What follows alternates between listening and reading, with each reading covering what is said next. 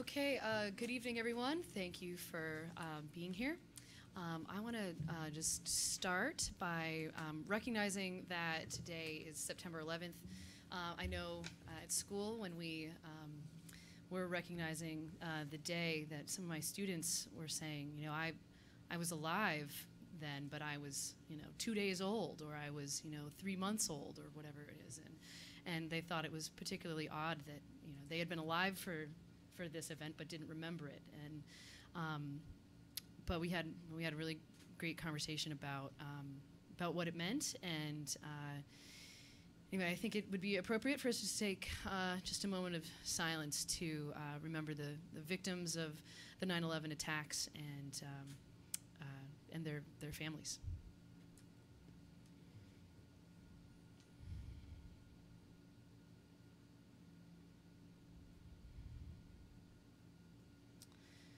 All right, thank you.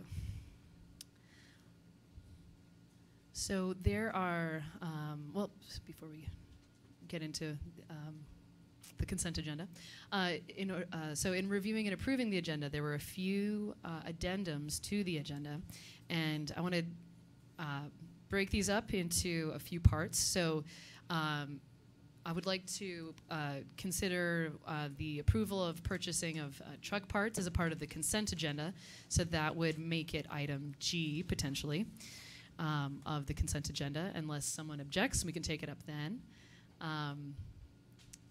Do you have, sorry, do you have a comment or a question? We have not yet gotten there. Don't worry, that's next.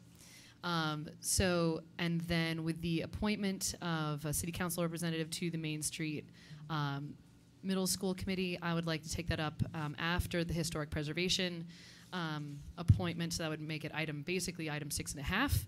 And then as for the event fees, I'd like to do that just after we do item 9, chapter 9 licensing, or the license ordinances, and then after that we'll do the appointment of a council rep to the Vermont League of Cities and Towns town fair. So just before basically council reports. All right, so unless there's any objection to that order, or unless there's anything else, I'll consider the agenda approved. Okay, no objections, great. So we're gonna move on. So now is the time for general business and appearances. So this is a time for the public to comment on any item or any topic that is otherwise not on our agenda. And if you would attempt to keep your comments to about 2 minutes or less, that would be wonderful. So any comments from the public?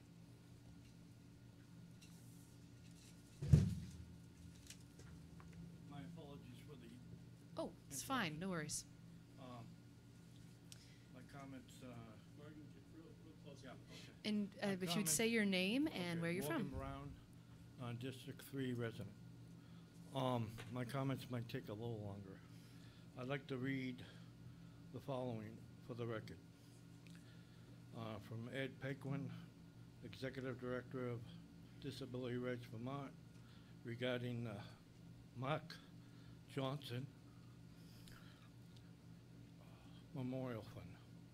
Dear interested groups and individuals, the Disability Rights Vermont Board of Directors today responded to a concerned Montpelier citizen who hoped for a public remembrance of Mark Johnson and for some vehicle for people to make contributions in his honor that might be used to help with relationships between law enforcement and people in emotional or mental health crisis. The Disability Rights Vermont Board took the action of passing the following resolution. Disability Rights Vermont hereby creates the Mark Johnson Memorial Fund to assist in our efforts to improve the response of law enforcement to incidences involving people with disabilities or who are in mental health or emotional crisis. Disability Rights Vermont will use the fund to further our system improvement efforts by working collaboratively with law enforcement and other community partners, and, when necessary, by investigating reports alleging inappropriate uses of force. Donations may be made to the Mark Johnson Memorial Fund, care of Disability Rights Vermont, 141 Main Street, Suite 7, Montpelier, Vermont, 05602. We appreciate all who work to make Montpelier a welcoming and safe community, and that's from Ed Paquin. And if I may, something I wrote is a tribute to Mark Johnson.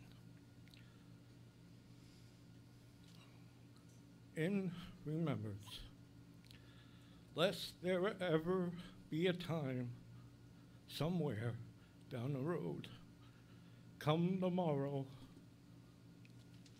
our dear neighbor and caring friend, taken from us very tragically one early morning, be too easily dismissed and forgotten. We shall always remember, our hearts remain grieved, still filled with deep sorrow over the sudden loss of the good soul, the gentle giant we all knew and greatly missed, who to us was Mark Johnson. Rest in peace. Thank you. Thank you, Morgan. And this is for the council members and everybody. And Morgan, thank you for your energy and the Memorial Fund and your tribute to him. We all appreciate it. All right, thank you. Any other comments?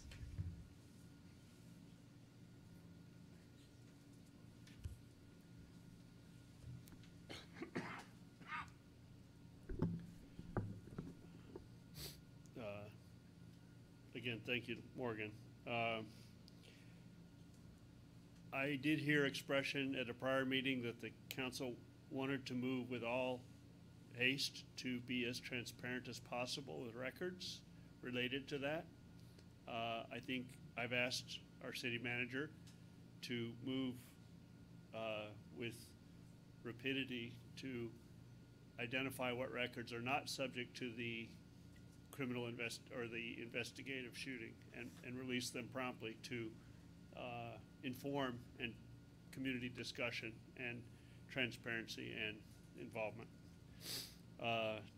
Distressed lives matter. I said that at the prior shooting, and I had hoped to never say it again. My public records response to the police department revealed that there is no policy in place to escalate to Washington County Mental Health when a person who's known to be a client of Washington County Mental Health is engaged for the third time in a month with the police department. That could have saved a life. So I would ask y'all to take immediate action to get such a policy in place with the police department. I want to register my impatience and objection that weeks have passed and we still don't have a date set because the way for the homeless task force, the way it was delegated to a city staffer who's on vacation or whatever, it seems to reek of a lack of a sense of urgency. It's cold out and people are sleeping without a place to use the bathrooms at night, etc., without a place to charge their phone. This is not something to study for next year's consideration. This is something that needs immediate, and I'm even proposing to some of the folks who weren't appointed that we create a strike force and take care of some of the immediate needs. But it really should be government that's involved in this.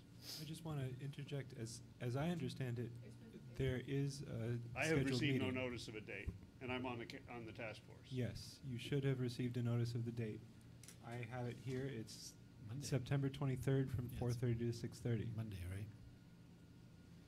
Yeah, Monday the 23rd at 4:30. you. 23rd. I Monday. did see that that was the only time that Will could make it, but I never heard a confirmation from staff that that had been set. Anyway, I'm glad it's set. Our meters were running again. No notice to the tourists that they didn't have to pay the meters on Labor Day. I again would ask that we refund everyone who paid by credit card and set in motion a process to bag the meters on those days, with the bags being courtesy of the merchants. You can't credit the merchants with the holiday, but you can credit the merchants with the bags. So I think that's a goodwill, and instead of people feeling ripped off, they will feel gratitude. No progress in a month on the lot over here. No progress whatsoever other than the city sidewalks. No action has been done on that lot in a month, and that's unconscionable from a construction management point of view. My piece, which was an elaboration of my comments at the prior meeting on a list of misplaced priorities, a version ran in the paper. I'm happy to provide an email copy to Bill and let him circulate it to you. It's worth reading more than once. I want to commend the receptivity of our new Public Works Director. We've had a good conversation. Hope to have many more. Specifically around a publicly viewable inventory of all of the things, so that the public can be engaged in prioritizing those. A municipal Wi-Fi zone would be an immense benefit to the community. I even suggested that our cameras could automatically upload the pictures of the public works or the crap on the sidewalk that needs cleaning. You need to take further action on the CVPSA. Whatever you did last time, a watered down, like, be nice and work together, was ineffective at getting any effective action out of CVPSA, and the clock is running out and the money's gonna run out. I want to appeal, last items. I want to appeal that my complaint regarding the public nuisance of unmaintained building, a hazardous building, was, I think for political reasons, quashed at the building inspector level. I got the request from, I got the response from Bill that he said, oh no, we can't open up this can of worms because it'll involve a whole lot of other buildings. But you can't have done selective enforcement on the Home Farm Road and then overlook failing foundations and failing in peeling lead paint, et cetera, hazards in the community just because it's a powerful landlord. Our new pop-up is popped in to, our Cool Runnings chicken is now in the inside of Rabble Rousers, and I told Rabble Rousers that they stole my name. So. Thank you, Stephen. Any other comments from the public? Okay. All right, so on to the consent agenda. Is there a motion regarding the consent agenda? I move we pass the consent agenda as amended. Second. Further discussion? All in favor, please say aye. Aye. Opposed? Okay, great, thank you. We are only 5 minutes off from the advertised time for the first public hearing on some zoning amendments. And so I'm going to officially open the public hearing on this and welcome Mike. Good evening. I'm Mike Miller. I'm the planning director. And so I was just going to quickly go over a quick summary of the significant changes. If anyone wants to see what the changes are, they're online in the Zoning Fixes 2019 tab on the main page, and there's a strikeout version, there's a clean version, and some of the additional materials there. If anyone has questions, they can email or call my office. And Mike, for people who want to, residents who want to review it, the document they should be looking at is the one called City Council Hearing Draft? Yes. Yep. because most of these that are before you are zoning fixes that were based on typos or some small changes or some search replace items, I'll just focus on what may be a couple of the larger, more significant policy changes that are contained in the document. The first being that this hearing will make permanent the 2 interim changes that were approved in March. So back in March, we approved that slopes over 30% can now be developed with certification from an engineer in a hearing at the DRB. So that was an interim change that would only be effective for 2 years. So we're going to make that permanent.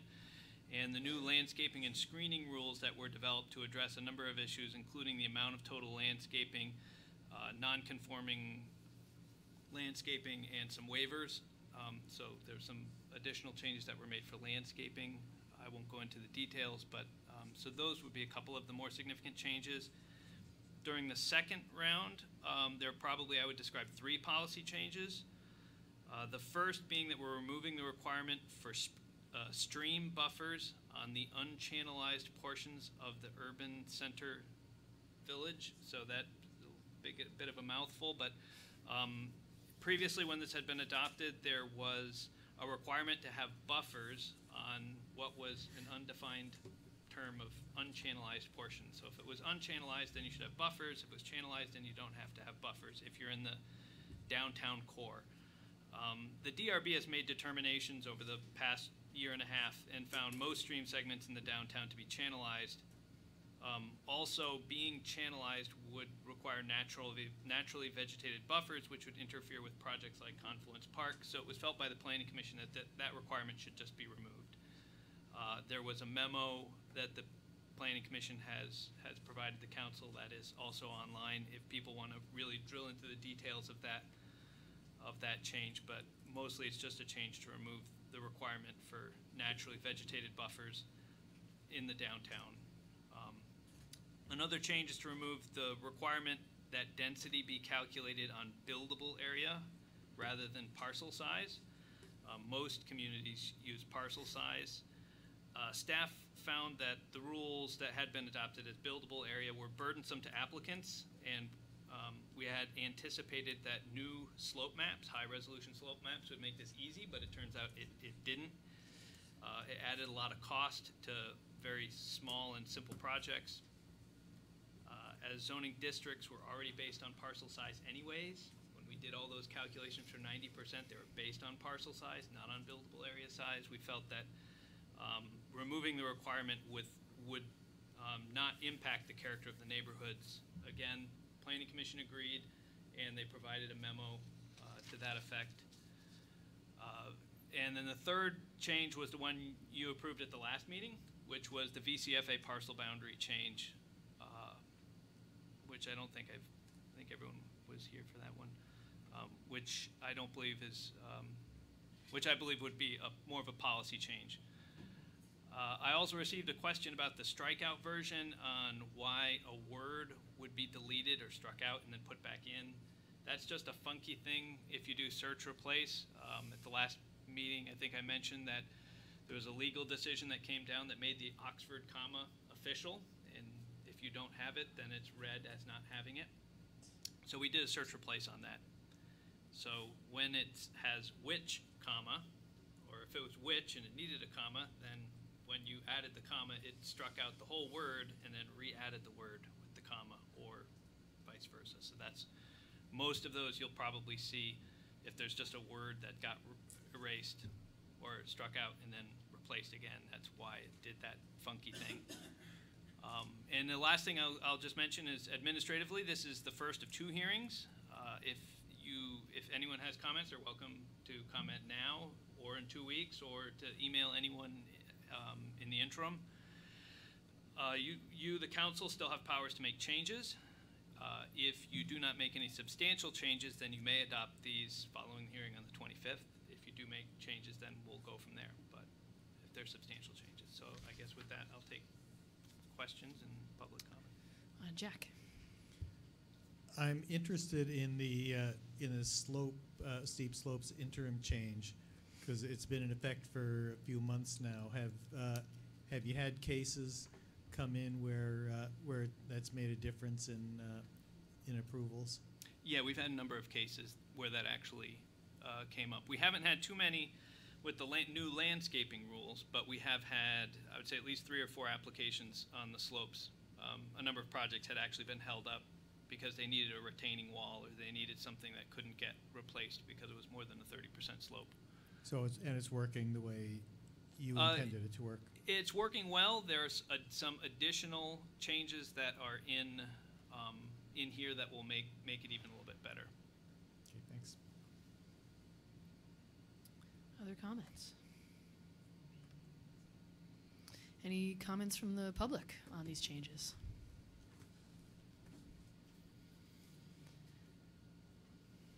Okay. So I think we are probably ready then to close the public hearing on this. And I think we need to set the second public hearing. Is there a motion regarding a second public hearing on these changes? I move that we set a second public hearing for our next scheduled meeting. Great. Any further discussion? Okay. All in favor, please say aye. Aye. Opposed? Great. All right. Thank you. Okay, thank you. Thank you. What happened to the calendar? Oh, Calendar? good question. Don't know. Make it out. We'll find out. It was missing last week, but I forgot to. Fair enough. All right, so we have a couple appointments to make. So one is to the Historic Preservation Commission, and to that body, we had I think it's one vacancy, and one person applied, and Sarah Smith applied. I know you're here. Would you like to come introduce yourself to the council?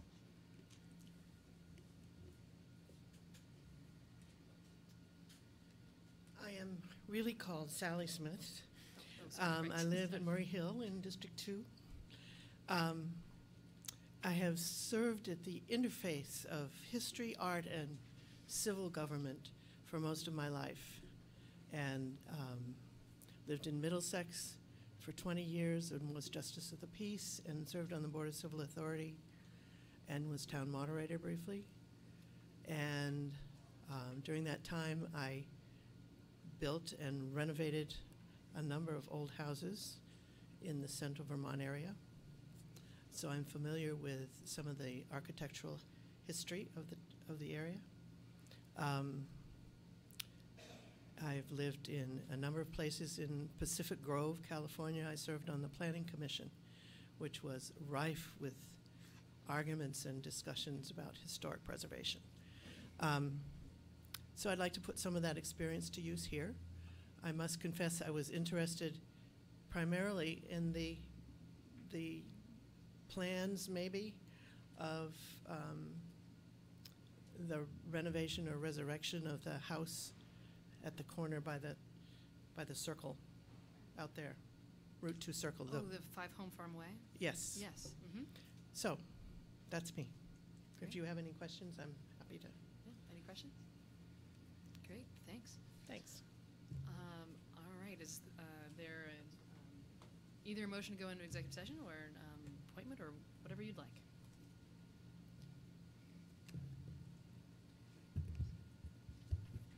I move that we appoint Sally Giddings-Smith to the Historic Preservation Commission. We have a second. All right. Further discussion? All right. All in favor, please say aye. Aye. All right. Thank you very much. Yeah. All right. So we have another appointment to make, which is amongst ourselves, but I felt like there might be some questions about it. So there's going to be a committee sponsored by the school board to look into the future of the Main Street Middle School building, and the future potential use of that building. Is there? And they're looking for someone from the council to serve on that committee. Is there any questions about that, or anyone who is interested in serving on that? I would like to nominate Lauren. I did speak to her about it before. Oh, okay. Is anyone else interested? Lauren, are you willing to serve? I am willing to serve, obviously, with young children who will go through the middle school. I'm very interested. Also, am cautious about new commitments. So if somebody else is eager, I would also happily let somebody else who also has children, grandchildren in the school system. I'm also interested. I've talked to Andrew Stein about it and about what the approach is, and so I would also be happy to do it. Oh, gosh. I don't want to push away someone who wants to do it. Well, what would you rather? So if you Give it- want it, I will step back, but if you don't. Given that my 5-year-old at dinner tonight was like, "Mommy, do you have to go to city council meeting?" Maybe I'll let Jack take it and spend some time with my children. I twisted her arm a little bit, okay. Nobody else was Is interested. Is there anyone else interested? No? I'll make a motion to appoint Jack to the Okay. Montpelier Main Street Middle School Committee. Great. Any Second. further, thank you. Any further discussion? All in favor, please say aye. Aye. Opposed? All right, well, thank you, Jack, and thank you for working that out. Okay, Make sure you stay involved. okay. It's always the parents group. All right, so I think we are up to a discussion about the responsible employer ordinance. And I think this was something that Councilor Connor Casey brought to us. So I'm going to turn it over to you to introduce it, and then I'm sure we'll have some good discussion. Good. No, that's great. Really appreciate it, and appreciate both the mayor and the council taking this up. I know we discussed it quite a bit. We had a previous hearing on this and set this as a priority for the council goals at a retreat here. So look forward to getting in the weeds a little bit, looking at the specific language. But I will start off by saying this is an issue I feel very strongly about. In my career, I've always represented sort of frontline workers. And what I notice is we've got a lot of buildings going up in Montpelier right now. We have the transit center, we have a possible parking garage, we have a wastewater treatment plant, which is sort of inviting a new set of workers into our town. A set of workers I think has been largely invisible nationwide. If we look at how they've been treated, I think this is a group that's been sort of abandoned by the federal government. If you look at the Davis-Bacon Act, it isn't what it once was, and we can actually see people who are risking their lives working on construction sites with a wage that would be less than what we would want as minimum wage, maybe $12 an hour, right? We have a state government who sought to essentially eliminate the Department of Labor and merge it with the Agency of Commerce and Community Development, and that is opposed, I think, almost any initiative to help these frontline workers at every point here. So when we look at ourselves as municipal government, I think it's easy to say, okay, this isn't our job. Somebody else can do it, The Department of Labor can certainly do it and enforce it. But I believe, and I'm proud as the city of Montpelier, that we've sort of taken a stand on issues like climate change by setting energy efficiency standards that go above and beyond what state and federal government has done. Looking at non-U.S. citizen voting, which I believe only 13 other municipalities in the entire country has done. The responsible contracting ordinance is certainly a in-depth proposal that goes above and beyond what other municipalities have done in Vermont. But I think it's important to look at and actually consider these folks, because even though they might not be Montpelier residents, they deserve to be treated with the same standards that we treat our own workers, of which we have 3 collective bargaining units in our own city government. And I'm really happy that, we're looking at a personnel policy to make sure we take care of the rest of the workers in our government. And I believe anybody we contract, anybody who receives a dime of taxpayer money, deserve to be treated with the respect and make sure they can put food on their table, just like our own municipal workers here. I want to commend our city staff. I think we've done a much better job, just after talking to folks, about making sure that things are transparent on some of these work sites and make sure we help out these workers. That said, I don't think that's a reason for it not to be codified in an ordinance and actually cemented so that any future city staff would also make sure we hold this to the same standard.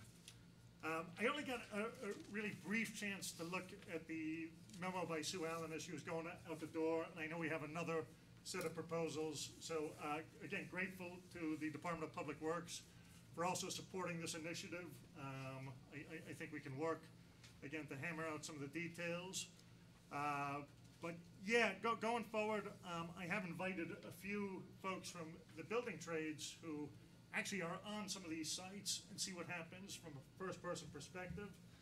I know there was the recommendation to talk to the AGC, the general contractors there.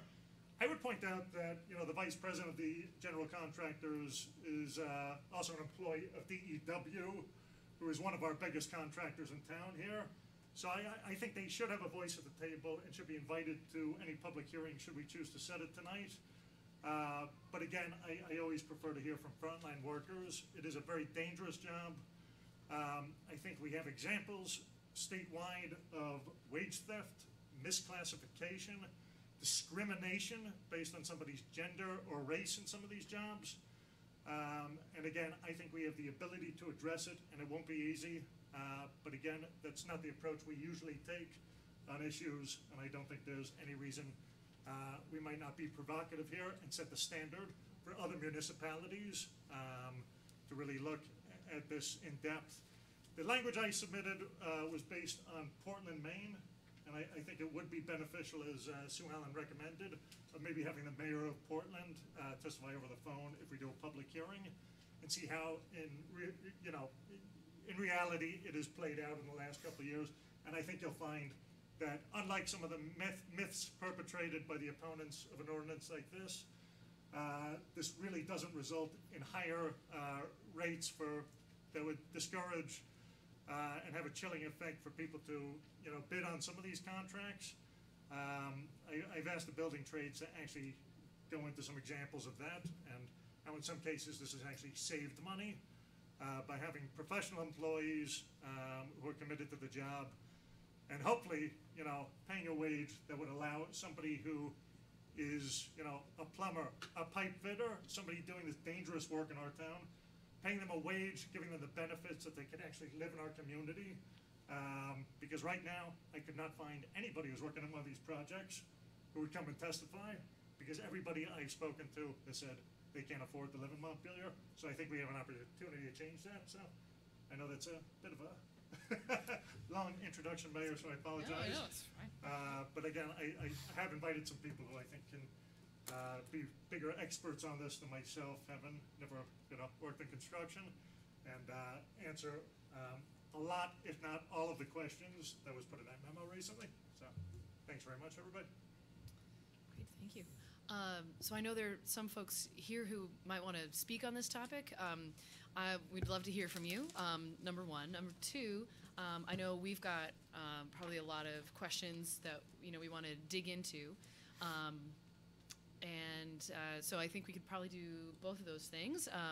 I think it probably makes sense if there's just some general comments that folks would like to make on this. I think now would be a good time, and then we'll get into some of the weeds on this topic. So,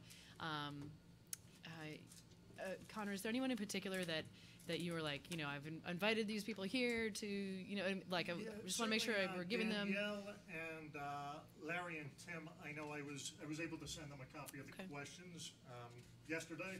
Okay. So they probably have some answers, but Danielle, maybe you would want to kick it off, or Larry? Yeah, I can go. Cool. And you're welcome to be here or sit at the table. Either way is fine. I'll stand here. Great. Okay. Thanks. Yes, thank you for having us back here to continue this very important conversation. I'm Danielle Bombardier. I live in Colchester.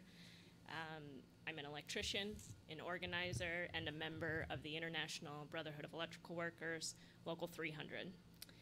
Being a part of the IBEW, I knew that I always made the same amount of money as any other apprentice or journey worker at the same level as me, not 84 cents to my male coworker's dollar. I enjoy employer-paid health insurance and an employer-contributed retirement account. This is because I was fortunate to work for a responsible contractor. And the reason they were and still are responsible is because they signed an agreement with the union. They are contractually bound to be responsible, to pay a decent wage and provide benefits, to properly classify and register apprentices, and to provide a safe working environment. The union contract is one example of responsible contractor language and has proven effective over the course of history in strengthening the middle class. However, it's not the only way to ensure responsible contracting. This ordinance is another opportunity to provide necessary benefits to hardworking men and women.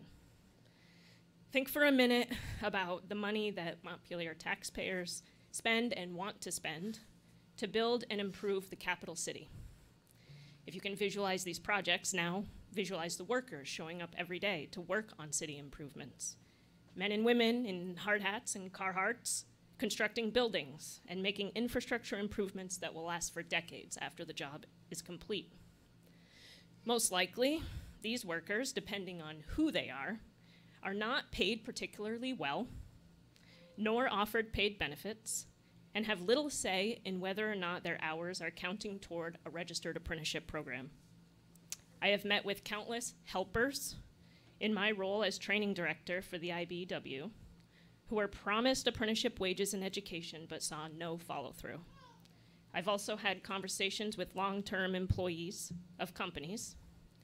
They may be offered a health insurance benefit, but some of that cost would come out of their pay. At an average pay of $24 an hour for a licensed electrician in the state, I can tell you most cannot afford to lose any of that, even if it means going without health insurance. Montpelier has an opportunity to set an example for the state.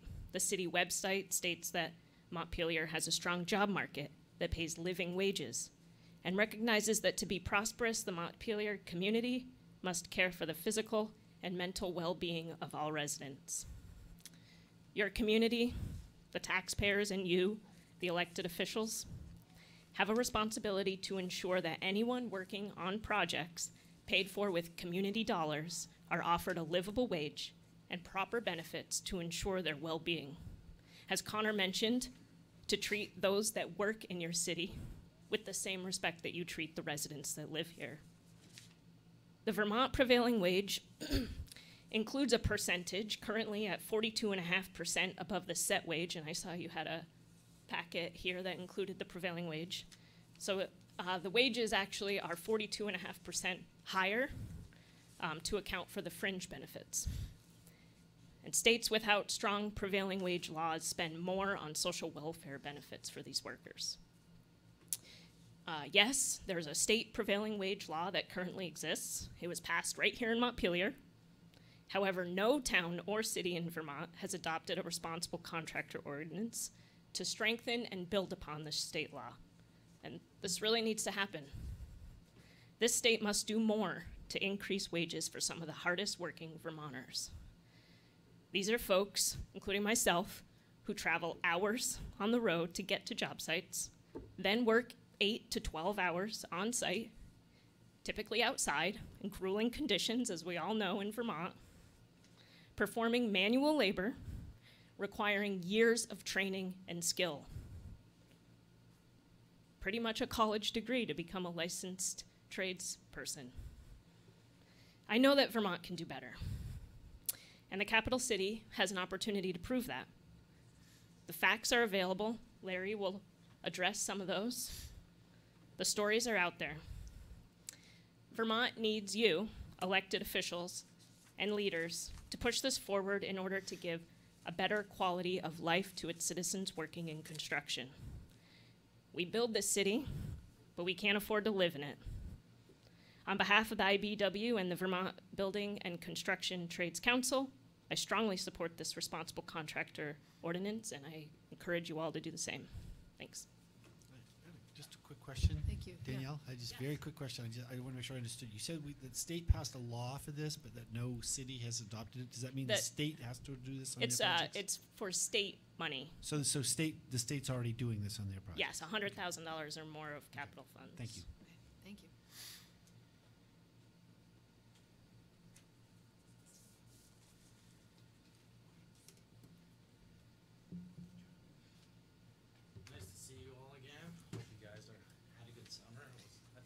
mic over. I think there was snow on the ground the last time I was here. Just last week, wasn't it?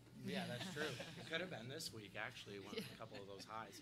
But my name's Larry Moquin. I live in Swanton, and I work with the Laborers International Union of North America. I'm here tonight to support this responsible employer ordinance. To refresh your guys' memories, I'm a fifth-generation Vermonter, very proud of it. I grew up in a union household here in Vermont, graduated from Winooski High School in 1996. I jumped around from dead-end job to dead-end job once I graduated, and then when I was 20, my father forced me to join the union. Best decision that he made for me ever. My pay immediately increased as soon, obviously, I mean, you guys know.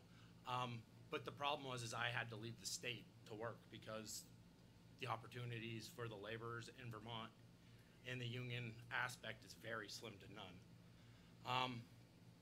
This ordinance, a big portion of it is the attachment of the prevailing wages to the city-funded projects. There's some myths that claim that attaching prevailing wages will cost taxpayers up to 20% more for the construction projects. I'm going to debunk this. There's some statistics from Smart Cities Prevail. It's a nonprofit, nonpartisan research and educational organization.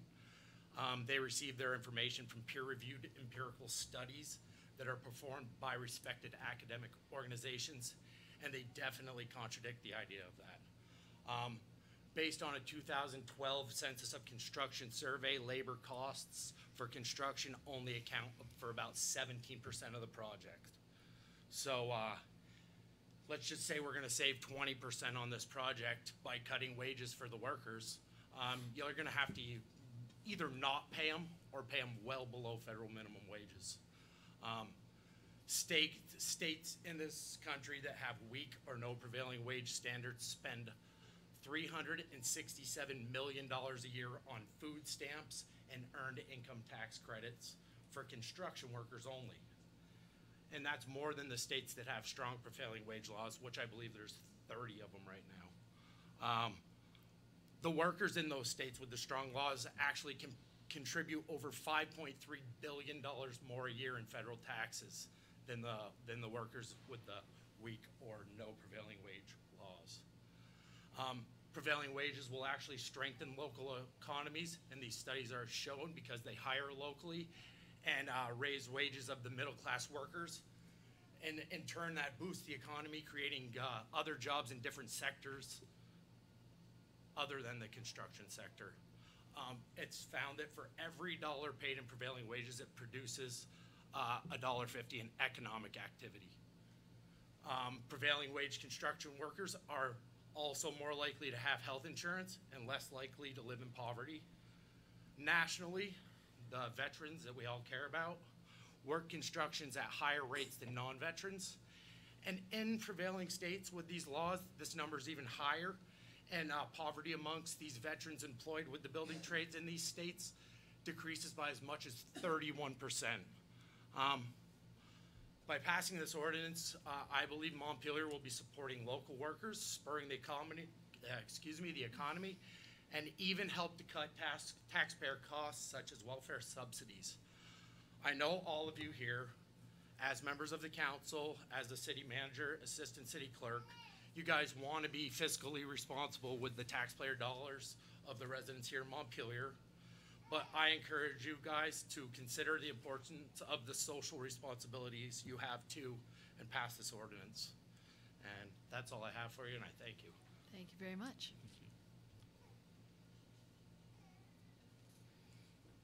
Any question? No. Thank you. Good evening, Madam Mayor and council members. My name is Dennis Labounty from Lindenville, and I want to thank you for giving me the opportunity to speak briefly on this ordinance. Just for the record, we are 10,000 union members strong here in Vermont, and that we do support this ordinance. As Councilman Connor Casey alluded to earlier about how dangerous the jobs are in construction, And as you may recall, we had a number of people that were either killed or seriously injured out on the highways this year performing these construction jobs. And I highly doubt they were getting paid prevailing wages or even had benefits that for health care or any other benefits that may be out there. And also, as Danielle said, I was at the State House working when they passed prevailing wage for the state. And I think it's it is the right thing to do to make sure that workers are getting a livable wage, just like minimum wage. I'm also at the State House supporting minimum wage. We need to put money into people's pockets so that they would have the funds to pay the rent. I'm sure Montpelier has high rent, just like every place else in the state. It is hard for especially young people to find a place to rent, young families. We have many people that are on social programs. Paying a livable wage would help ease that. So again, I just want to reiterate that we do support this, and we hope that you will pass this ordinance. Thank you. Thank you.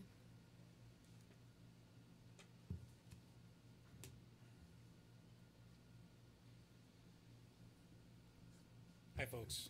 My name is David Van Duzen. I'm a union rep with AFSCME Local 1369 in the city of Montpelier between home health care providers, Kellogg Hubbard Library, and support staff at the school. We represent more than 50 employees here in Montpelier. We also support this ordinance strongly, and as public, for the most part, public sector employees, we feel very strongly that public money needs to be spent in the public good. And so the city of Montpelier, in our opinion, should not be putting taxpayer money towards jobs which are essentially paying poverty wages. We need to support a livable wage. We need to support this ordinance, and we need to have a sustainable economy here in Montpelier. Thank you for your time. Thank you.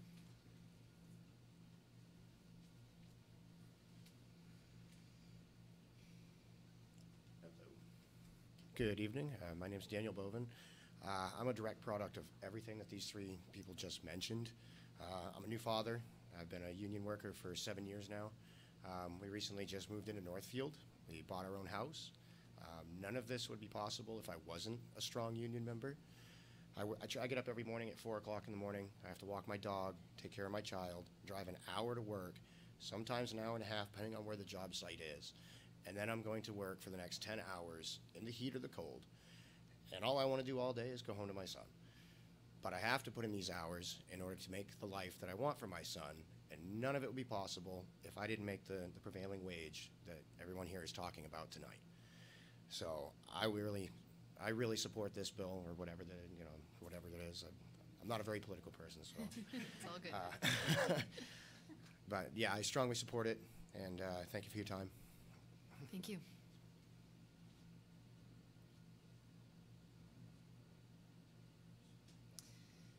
Any other comments?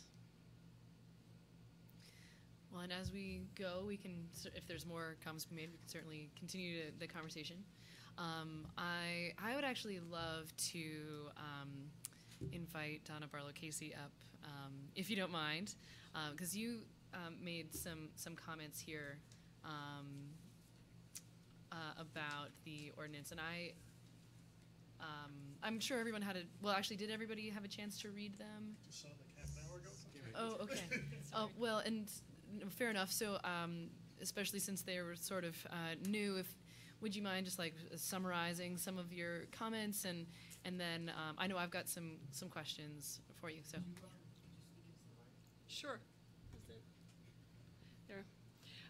So first, this was a collective endeavor by the team in the Public Works Department. We are in support of a livable wage. We did have some concerns about language that would be adopted, so that it would reflect practices and procedures that were clear, understandable, and consistent with how we operate job sites. And so that basically set the tone for thinking about what we had seen in the ordinance and what we would suggest would be workable in response to that. So if you, and I can just go down the bullet points if you want. Well, I might as well just ask my Sure. questions, I suppose. So I was very interested in the comment you made that you thought that this would simplify the processes involved. That's very interesting. Could you just describe how this ordinance might actually simplify your processes? So the prevailing wage rates, and I provided a copy of just one of the pages, have a variety of levels depending on the job at hand. And if there was a rate that was the base rate, no matter what job you were doing, it would provide that livable ground wage for everybody. So even if the prevailing rate at the lowest end was less than that, it would not affect the prevailing rate if it were higher than that. It would just be a minimum standard that the city could budget for and bank on. And so that's how we were looking at that situation. Okay, thank you.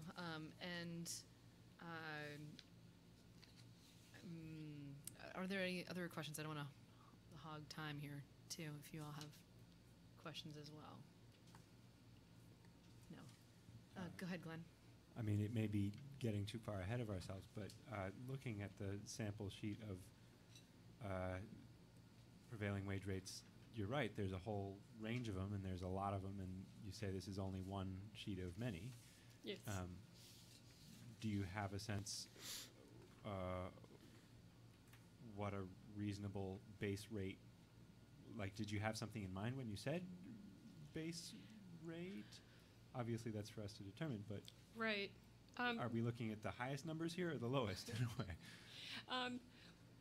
We didn't want to put that out. We can certainly think about that, but we didn't get into that level of discussion today. Good. Sure. The other question that I had was, I'm trying to find. Yes, your second point in section 6.4, add language to make it apply to on-site laborers and not to other categories, for instance, office or administrative workers. Can you explain why, the reasoning behind that? So we're not trying to discriminate against office or administrative workers, but we were trying to set the rate for those workers who were working on the job in the community here and not in another state or, so we were wrestling with that. That was the intent of that. Thanks, that makes sense. So I have another question about enforcement. So I was feeling like I had a couple of mixed messages on that point. There was one comment from the city's questions that was like, we have a hard time getting people to complete timesheets. This might be, even more difficult. What is your thought on the enforcement of this? Again, is this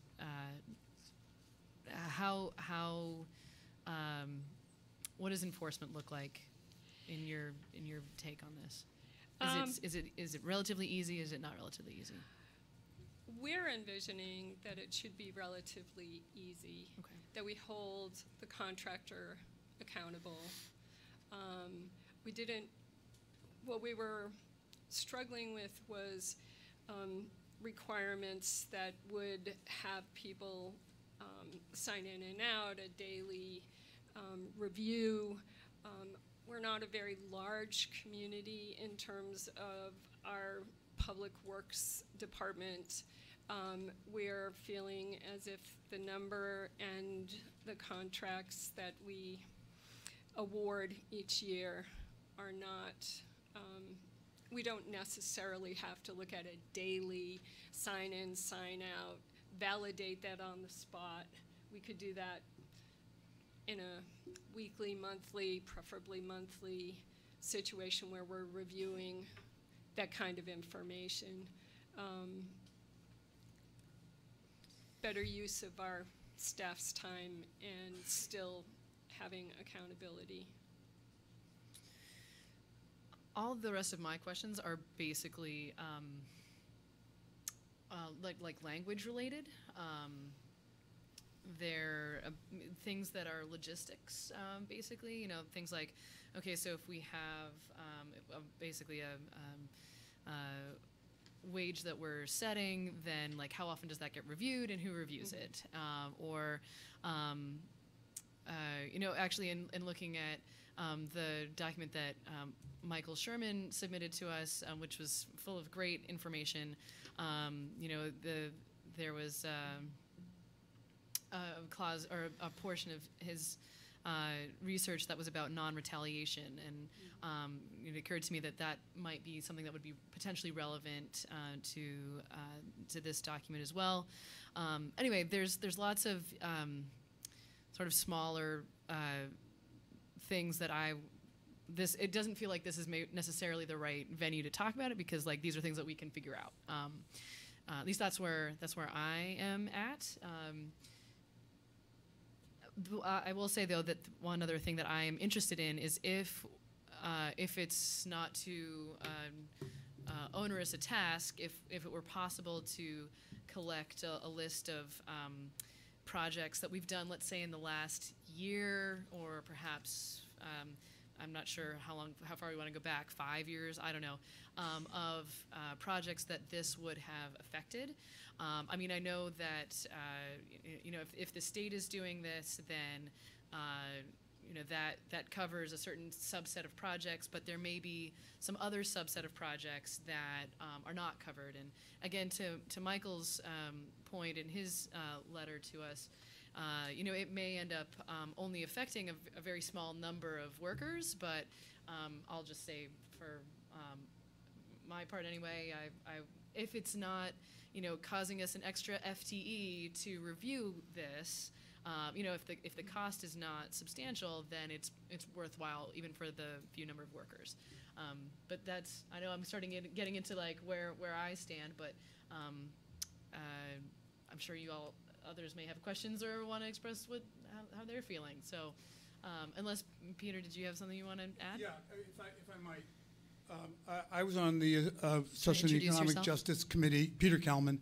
I was on the Social and Economic Justice Committee when Michael wrote that report, and he's not here tonight. He's so here. He's here. Oh, there he is. Oh. All right. Okay. All right.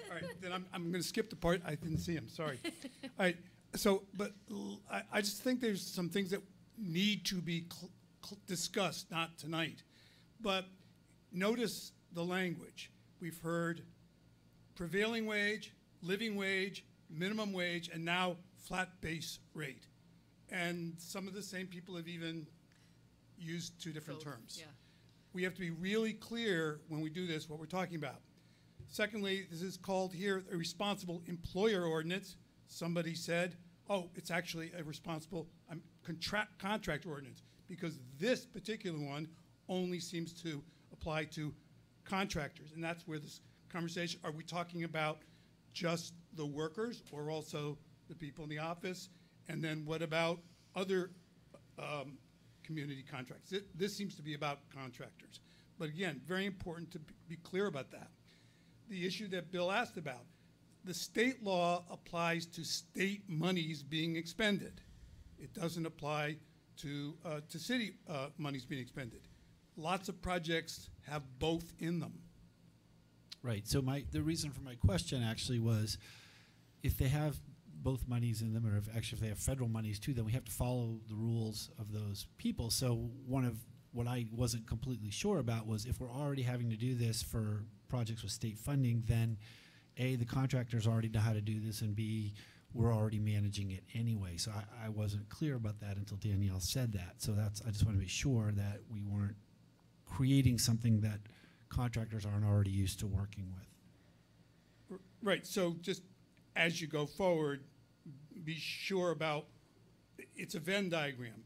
There are some projects that are, or people who won't be covered just because of where the monies lie. And then finally, I think, and this is where maybe Michael will have more to say about it, but it's clear that this kind of an ordinance has symbolic value, the leadership and so forth. It is less clear in a municipality of our size whether or not it would affect that many people. And that is something that needs to be weighed. It needs to be thought about. There's not a simple answer to that. That's a sort of a moral, ethical, and financial decision. So I just would urge that this kind of, this ordinance be looked at very carefully from all these perspectives, and that you do bring in some of the people from the contract industry, not just the union people, and that you also bring in lower income people who might not benefit from something like this at all, because if they were to earn more, they would fall into a benefits gap.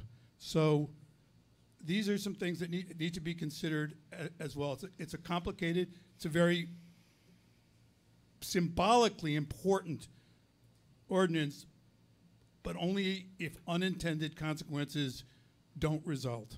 Thank you. Thank you. Other comments from council, questions or otherwise? Donna. A core question, I'm not sure, maybe it's Larry who I'm asking, but it could be anybody.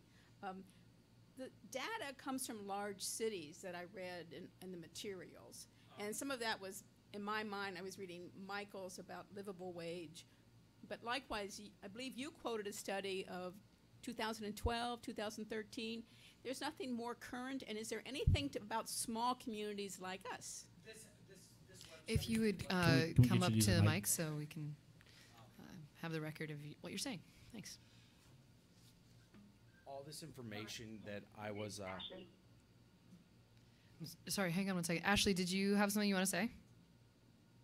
I just wanted to clarify, Donna, you were looking for information from like comparably sized areas. Is that what you were asking about? I'm asking if he had any to present, yes.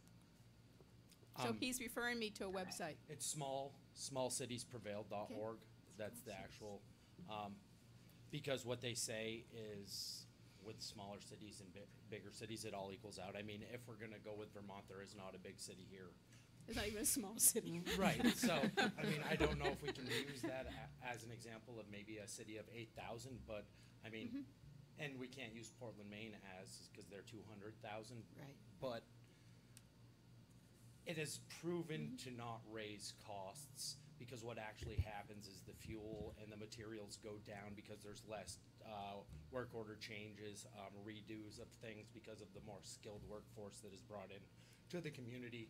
And these are more career jobs instead of just disposable jobs, because you have to think these construction workers only have so long until their body's gonna give out on them. So if you don't pay them, if you don't pay them now, you're gonna pay for them later. And what we're doing now is paying for them now, and we're gonna pay for them later, so. Yeah, but it's not, I wasn't thinking so much as increasing costs, which is how you were using the statistics, but more to the point that Peter made of unknown consequences for people who are in that gap and who are going to lose benefits, but yet the prevailing wage, or whatever we label it, isn't quite bringing them up enough. So that's all. I'm just looking at unintentional consequences. If you use Davis-Bacon rates in this state, then you're not going to do anything. The state prevailing wage has done the legwork to see what you need to, because there's three separate areas. There's the metropolitan area, south, and then it's called the north, which is, Montpelier, Washington County, Northeast Kingdom. And there's three separate rates. that's what the state has found to be what a good rate for each individual classification will be. So instead of a flat rate that nobody's below this, the state has put out Right, rates if you're a according to laborer, classifications. yes, if you're a laborer, you get I'll paid have to this. check If that you're out. an electrician, if you're a flagger, you get paid this. But, so you'll look at, just say a laborer, in Montpelier, I think it would be $17.32 an hour right now, is what the state prevailing wage is, plus 42.5% for their fringe benefits of that $17.32.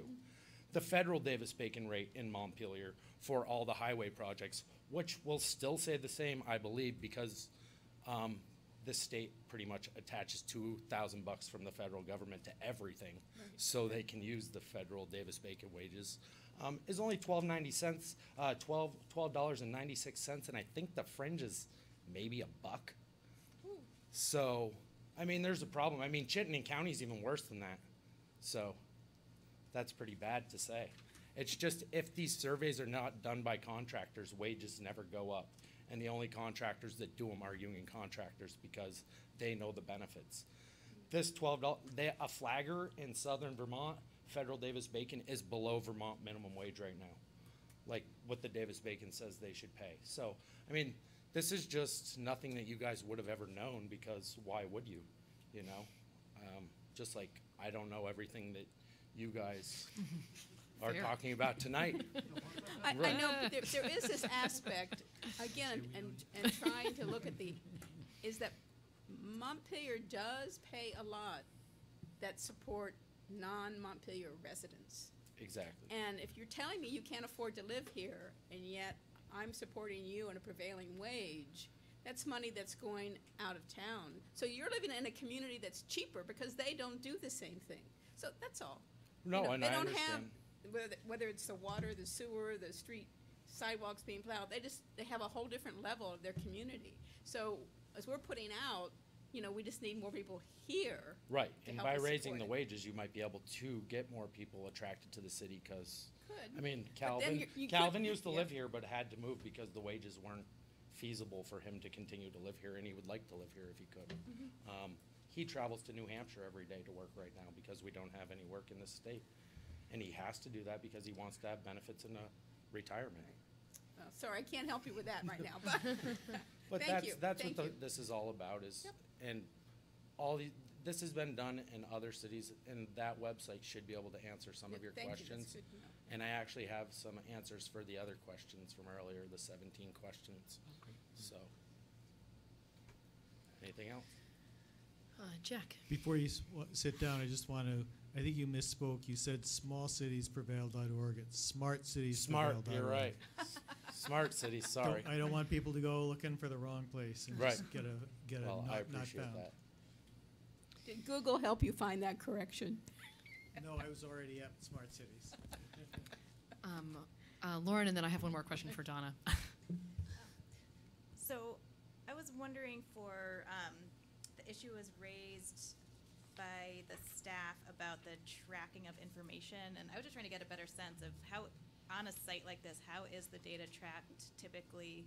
Is what's in the ordinance, does that follow kind of best practices? And I think there's a question of kind of, are we asking for information that's not already collected is one thing, and then there's the level of oversight by the city of that is a different question. So I just kind of ground truthing from, we have experts here that might be able to speak to kind of how is data usually collected, and does this language kind of jive with what's really done on the job sites right now?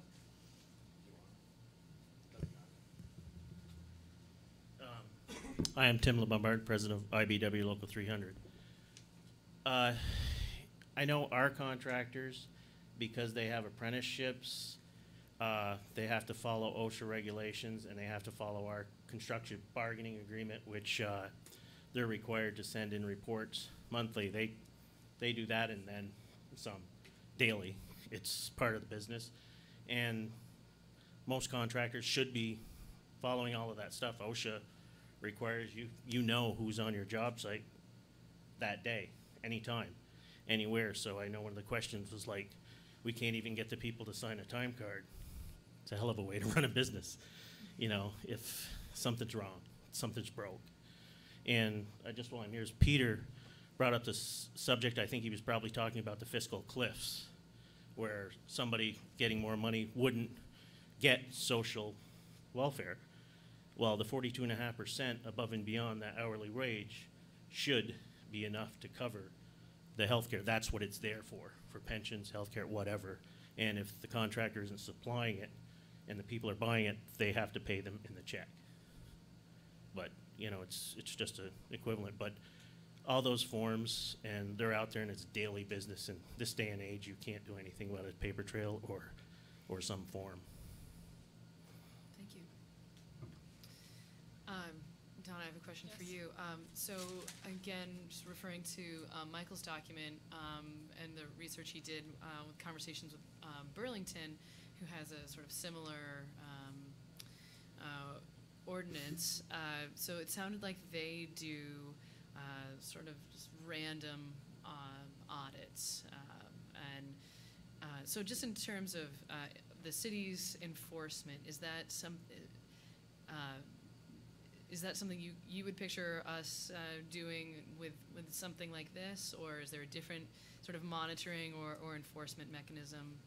So I can't, I don't want to suggest that we had an in-depth conversation about this aspect of it. That's fair. But so we did talk about definitely maybe monthly basis mixed with random samplings. What we were trying to shy away from, and probably could be wordsmithed better because this was pulled together today in between other things, would be we don't want to have to be on the job site at the end of the day validating the paperwork that was taken care of during that day by the contractor or by the on-site manager, by the people who were working. We know that happens on a regular basis, but we just don't have the staff bandwidth to do that. And we had seen that in some of the other ordinances or suggested language that we were looking at. So we need to move towards what we do want. And I don't have a definitive answer for that right now. That's okay. Well, because for me that comes back to oh, sorry. Go ahead, Ashley. Oh, sorry. That's all good. Go ahead.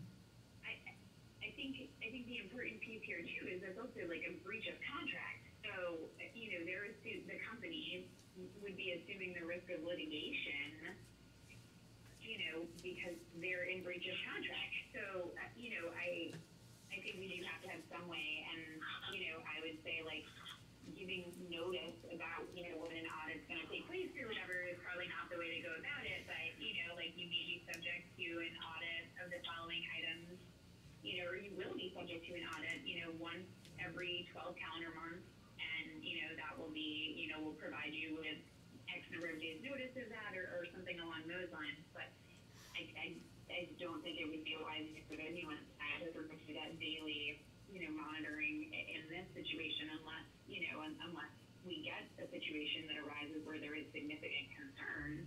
But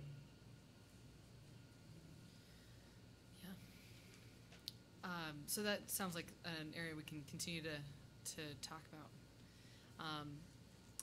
Any other comments at this point? So my thought is that we should probably have some further conversation about this, look at some of the language, see if there's some tweaking that can be done, or just like getting into some of the details. And so I imagine there may be a group of people that might want to hammer that out together. Connor, do you have any thoughts on this? Yeah, go ahead. No, honestly, I think city staff's recommendations are, pretty helpful, and I don't think we're that far apart, except for obviously the question that was raised is what is the responsible rate? What does that floor look like? But I'd be happy to sort of take out the draft, maybe talk to people from the city of Portland, answer any questions, and I guess with that I'd make a motion to schedule the first public hearing for our next meeting, September 25th. I think 2 weeks is ample time to hammer some of these details out. That, So moved. I'm gonna assume Or that's a second. I will say that sounds a little fast to me. I mean, I think it's possible. I don't know, other thoughts? I mean, if you wanted, yeah, thoughts on that, Connor? I mean, other than the responsible rate, I think most of this information is at our fingertips, and honestly, take a few days to hammer out. Yeah, Donna. Well, after you hammer it out, I'd like more time to read it than I've had to read these. So I would appreciate more time, but How would you feel about, because I know you want to like get moving on it. What if we didn't, you were setting it for our next meeting? What if we set it just for the meeting after that? Just give ourselves like a month. I'll just, Yeah. so I think from staff, that would be great, and also I think we have a pretty long meeting at the next meeting, so that's otherwise, I mean, I Oh, agree with yeah, you, we're yeah. not that far off, but it would be, but keeping it moving would be good. I'll amend my motion for a month from today. October Cool, 9. Thank you. Okay, fair enough. And Ashley, that's okay with you if it's, the October, what did we say, 9th meeting? Yeah. Okay, great, because I think that does keep it moving, but gives us a little time to set some meetings and have some conversations, so, yeah, cool. Thank you. All right, there's been a motion and a second. All in favor, please say aye. Aye. Opposed? Okay, great. Thank you. Donna? there is one piece that I would like you to look at, that it says no independent contractors. I really disagree with that, because it's not just construction workers. And anyway, so that to me needs a lot further definition. Okay. We'll grab a coffee and chat about it. Maybe some tea. Fair enough. Negotiating over beverages already. Okay, well, and thank you all for your thoughts and comments on this, and gonna keep the conversation going. So the next item was a discussion of the livable wage ordinance, which was A slightly different thing. fair enough. And I think that's actually what Michael's comments were more addressed toward, not to speak for Mr. Sherman, but was more toward the notion of a livable wage ordinance, which that did go to all of our contractors, but Would you like to come up but and maybe make any they're comments, blended- Michael? Maybe they're similar, I don't know. They seem similar, but not quite. Anyway, but yeah, go ahead. Yeah, Michael Sherman, I live in Montpelier, and I'm here, I suppose, as a representative of the Social and Economic Justice Committee, Advisory Committee, and we got this request to do some, to advise, give some information to the council on the question of a livable wage. And I want to be very clear, I don't consider myself an expert on this. What I know is what I found in a few weeks of reading, and that's pretty much, and that's now several months ago, and I'm of an age when several months ago might as well be a generation ago. Okay. So I haven't heard anything that's inconsistent with what I presented to you through this memo. And I also want to say that this came, we did not vote on this, but we voted to pass the memo along. Okay, so we're not bringing a recommendation. We were simply forwarding this information. So I don't see anything that's inconsistent in what I've heard up to now. What I do think is important in this is to look at some of the information that talks about what you have to be careful about when you design an ordinance like this, and that's the material on pages 6 and 7. Some real basic questions. How far down, for example? Contractors, subcontractors, subcontractors. How far down will the ordinance, be effective? Because that's one way to figure out how far the reach is in what you're doing.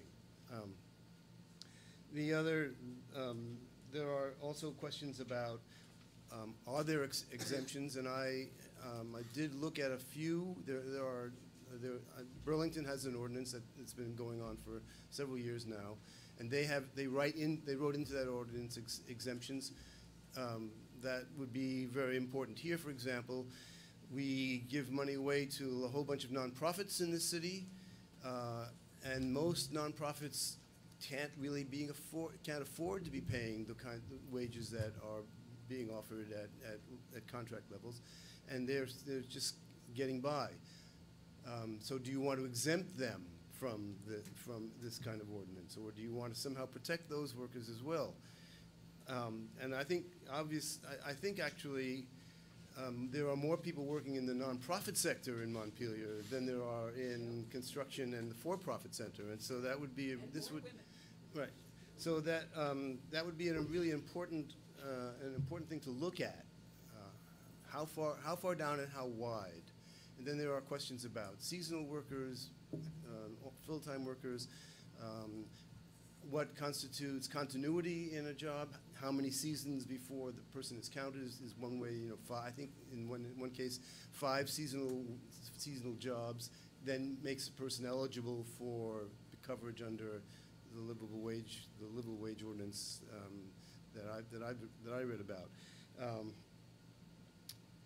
There were a few other things, but I urge you to take a look at pages 6 and 7 as you start to craft what you're going to do with the ordinance that Connor has proposed. What I read confirms what the folks before were saying, that it does not have an adverse effect on the costs. What I will add to that is the point that I did include, that it actually is to the benefit of the employers, because their people stay longer and they are not involved in constantly replacing people and constantly training. And I'll give you a personal example on this. My son is a paramedic working in a town outside of Chicago. That town pays paramedics $11.40 an hour. Consequently, the paramedics are in and out, and they are understaffed. People are leaving. My son has to leave. He can't afford to live like that.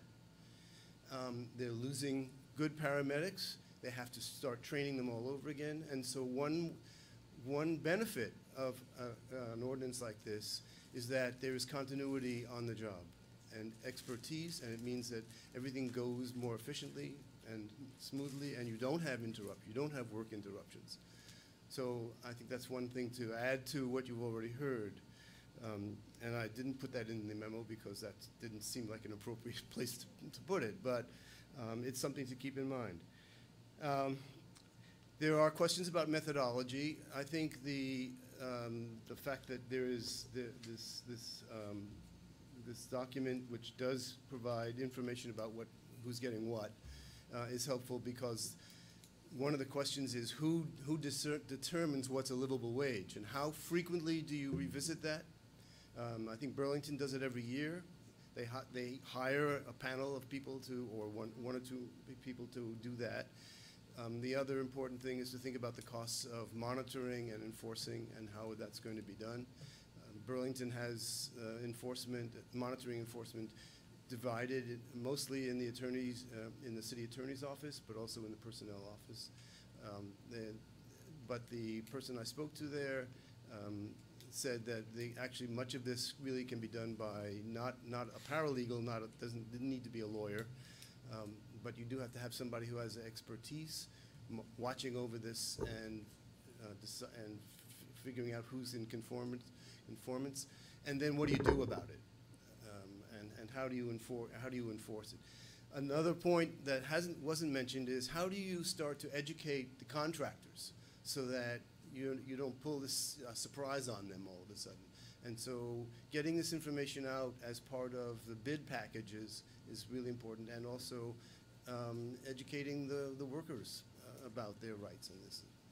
So that's really all I can add, and everything I know is here. But Well, there's one other thing, and that is as I was going through this, I kept trying to find where are the voices of dissent.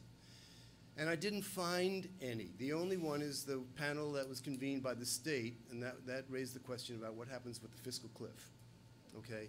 And that was the only voice of dissent that I heard. And I was looking through purposely in the literature to find it. And I think the absence of it is either negligence on my part or not really good research methodology, or that the people that I was reading weren't citing it, which is also a possibility, or that it's not really there. And if I were to take more time to do this and had access to a much larger library, you know, I would work harder to see if I could find the dissent, but I didn't find any, and I think that's significant. Thank you. And your comments are making me wonder about one other question. I guess it's honing a question really for me, which is just the sort of with something like the Responsible Employers Ordinance. If we were to look backwards and say, you know, these are the handful of projects or whatever that this would have applied to,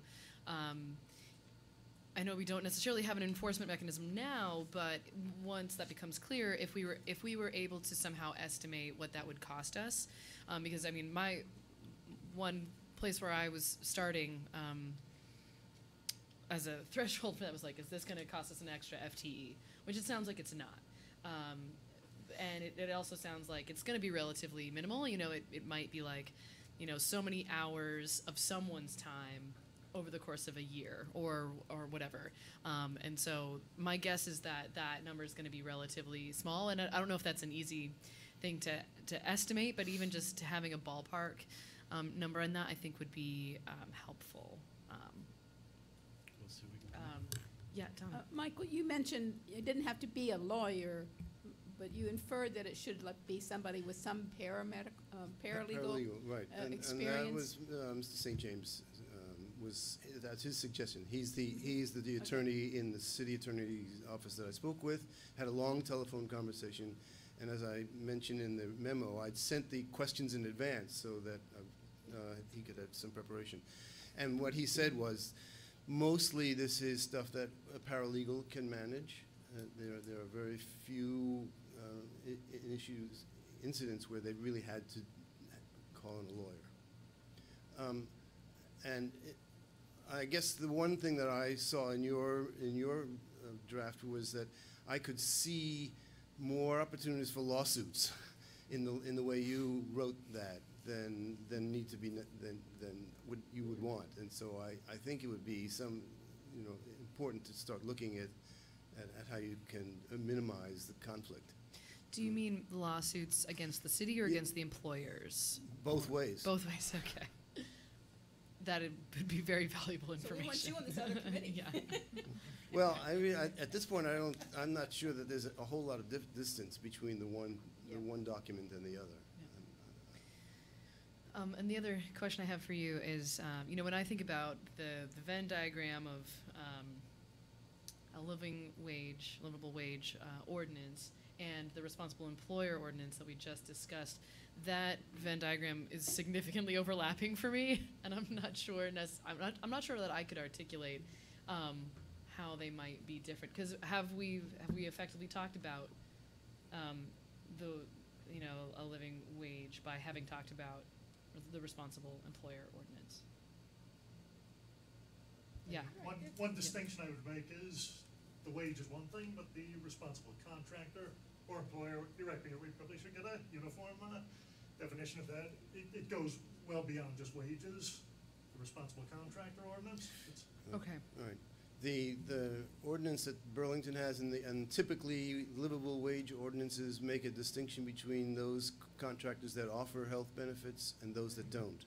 So the livable wage number is higher for those contractors that don't offer health insurance to make up the difference. Okay. But Thank you. That's very helpful. Jack. Thank you for all this work. I think it's great. One of the things that I would suggest is that we're hearing about the danger of a benefits cliff, and how do we confront that And I know that there are people where I work in my day job at Vermont Legal Aid. Vermont Legal Aid is a member of the Vermont Living Wage Coalition, and I know that there are people at Vermont Legal Aid who are experts in public benefits and probably could help us address that question. You know, I'm pretty sure that the Living Wage Coalition has already addressed that in advocating for an increase in the state minimum wage. So maybe afterwards we could talk about connecting with someone at Legal Aid who can, you know, I haven't done benefits work in years, but I know there are people who do it. Peter, thank you also. That's great, Jack. But again, minimum wage is different than livable wage, is different than a prevailing wage. And so you got to analyze those things very carefully. Minimum wage, the evidence is probably pretty clear. Well, I'm not even going to say, but you got to look at each of those. And the one other big difference between responsible, besides what Connor said, which is it deals with much more about wages, but also this is a contractor. This is construction work. These guys are talking about dangerous work outside, blah, blah, blah, blah. The livable wage in Burlington covers all subcontracting. And that's why Michael is concerned about some of the nonprofits that we give money to. So that's where the Venn diagram really diverges. Thank you. That brings up a follow-up question for me. So, you know, I think about our contract that we have with Just Basics. Would that fall under the? Whether we do we still have a contract? Well, with them? I know we sort of brought in. Reduced catering, you mean? Yes, that's what I'm thinking. Because I know we brought in under our house basically a lot of their services, but I thought we still contract for services with right, them. Right. So depending on where we set thresholds, they could conceivably fall under this. Sorry if I'm not. Threshold, that's another thing to be thinking about, is the threshold. Yeah. So it's, you know, as I'm thinking out loud here, this isn't a serious policy proposal at this point, but, you know, as we think about what's the difference, the distinction between the two, maybe there's, you know, a big number that Connor's proposed and DPW that is this full contracting ordinance, and then, you know, after that it goes to the lesser livable wage ordinance, and then below that it's just what it is. It's the way it is now. So that, I mean, we're not going to hit everybody, but at least we're trying to hit where we put our bigger dollars. Yep. And ease of administration, and it becomes one regulation versus two. Yeah. Is that something that you all can incorporate into your conversations about tweaking this potentially, or do you want to deal with that separately? I mean, I really do believe they are two separate animals there, but I think it's worth a broader conversation. Okay. And talking about that. Again, as Peter said, there's a distinction between somebody hanging out on a beam all day, you know, and some other nature of work. But yeah, I think it's a broader conversation. Well, and it also may make some sense if this part of it, if the responsible employer part of it is somehow easier to enforce or to think about as a first step, that it maybe we do that first and see how it works, and then look into the potential for broadening it or having other thresholds. I'm open to that too. Yeah, go ahead, Donna. I mean, in a couple places it says procuring construction services, but in other places it just talks about employer and contracts. So if you get more explicit about it, that might be a good place to start. If that's what you really mean, is construction. Right. And only construction. Yeah. Over $200,000. Yeah, fair. That would narrow it, certainly. Yeah. Thank you. Other comments or thoughts on this topic? Okay. Thank you. And thank you again, Michael, for your work on this. This was fabulously thorough and easy to follow. And anyway, it was very helpful. So thank you so much. Yeah. Okay. All right, moving along here. I think I said we were going to do Chapter 9 licenses, and then we were going to move on to the event fees, and then the appointment to the League of Cities and Towns. Just to clarify, are we? I don't know if we're keeping anyone here for the event fees that would otherwise be taking off. Okay, just checking before I don't see anybody. Okay. Great. So moving on to Chapter 9 of the ordinances, licenses. Thoughts, comments on this? Lauren? Two things kind of popped out at me. One is on page or section 911, which is dealing with licenses for inns, hotels, motels, and so on. It just raised for me the question of how are we dealing with things like Airbnb at this point? Because the way it's described, I would think they would actually fall under that. I don't imagine most are getting a license, and us having clarity on do we think they should or not, I think we would have to provide some clarity in this language to address it one way or the other. Great question. I had that same question myself. Yeah, Connor? I'd like actually follow-up question. Did Burlington tackle that recently? Was it the Airbnbs or things like that? So I think what's occurred with Airbnbs is that the state worked with Airbnb, so now they are collecting their, rooms and meals tax from them, and so we are, because we collect a local option, we get our share. So I think that's been the biggest thing. I don't know what's happened with licensing. I don't think we're licensing them now. I had a similar question actually, but regarding taxis. Are we doing something similar with the Ubers or a Lyft? That was a later section. Go ahead, Lauren. Well, and on the taxi question, I was also looking at the definition of taxi cab, and I think the new microtransit might actually fall under that definition inadvertently, because it says vehicles operating on a regularly scheduled route and time do not have to follow this, but if we're doing this new on-demand service, I would think we do not want to have to, they're going to have their own whole process and things, so we don't want to call them taxi cabs necessarily, or we should just be clear that that is what we intend. Yeah, fair. Other comments? Donna? Well, and I would like to see us do a definition of Airbnb, because there's some that really operate as a self-standing apartment and are not really the intention. So I think we have to work on that aspect. Jack?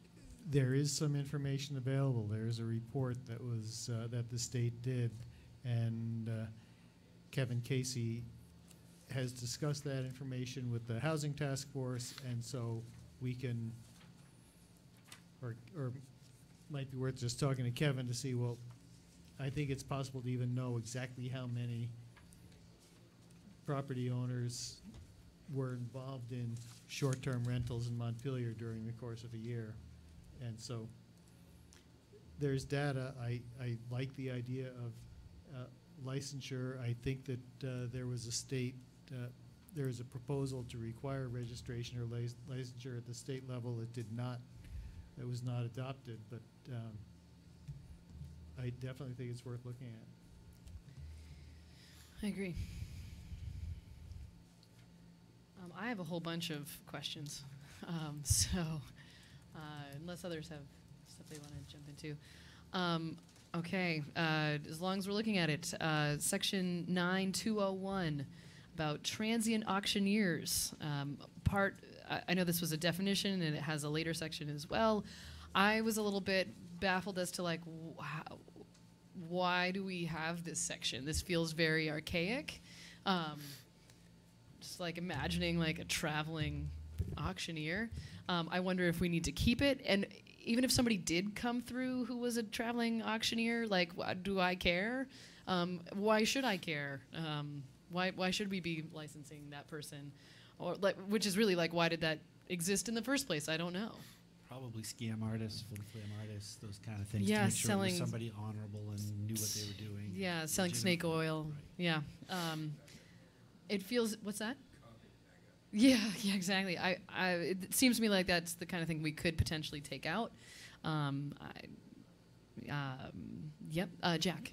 I think auctioneers are licensed at the state level. So I think there's a lot of Great. things like this that we might compare what we have in this with what is also already regulated at the state level to see, well, do we need to do anything that the state is already doing? Yep, fair. That sounds good to me. Section 9202, about use of the public streets, I was a little worried that we had somehow inadvertently prohibited parklets or like commercially related parklets because of 9202. Or the farmer's market. Or the farmer's market, yeah, fair. So just want to flag. I want to say unless with permission. Yeah, yep, some kind of modification there to make sure that it's like been checked by somebody. Also, I think it says something about or in public space, and that would also include, you know, the vending of anything in front of City Hall, I think. And so again, you know, we don't want to prohibit that. And we do have places for how those are dealt with in another place. Yep. Okay, in section 9,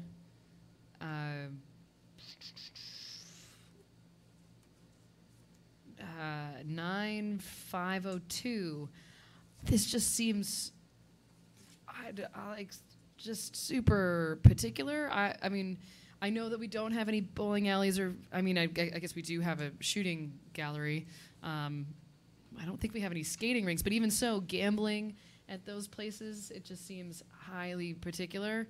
I mean, are those places prone to gambling?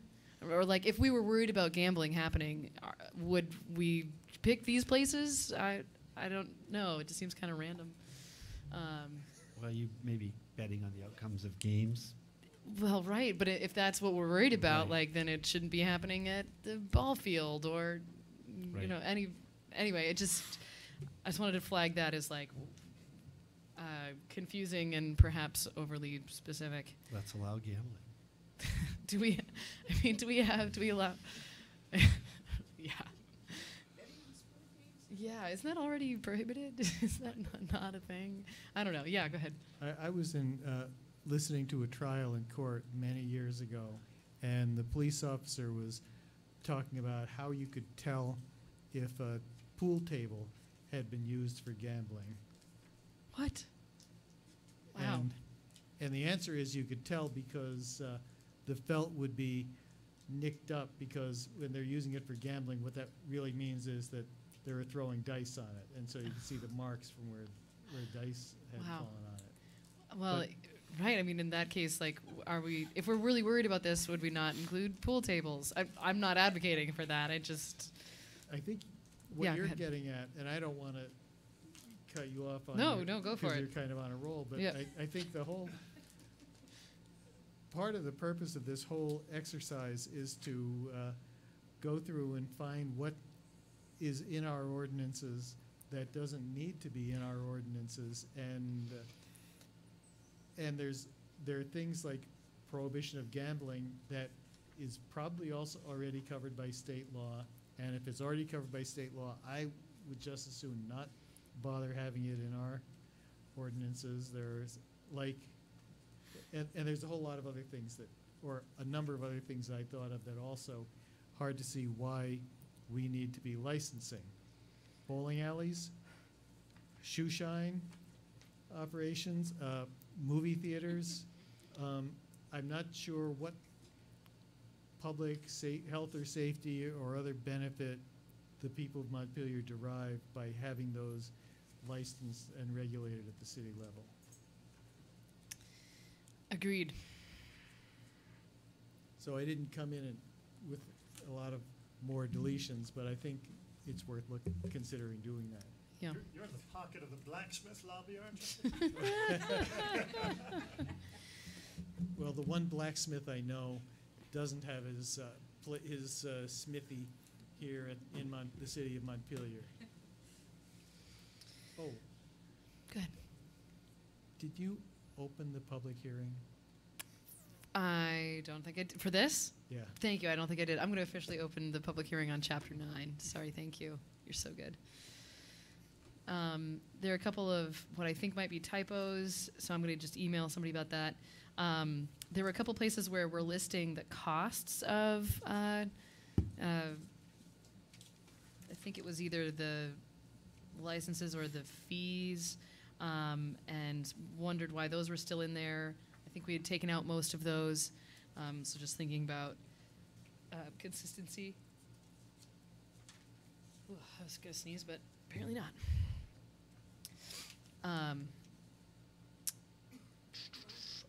Apparently we're banning rendering, like bone boiling.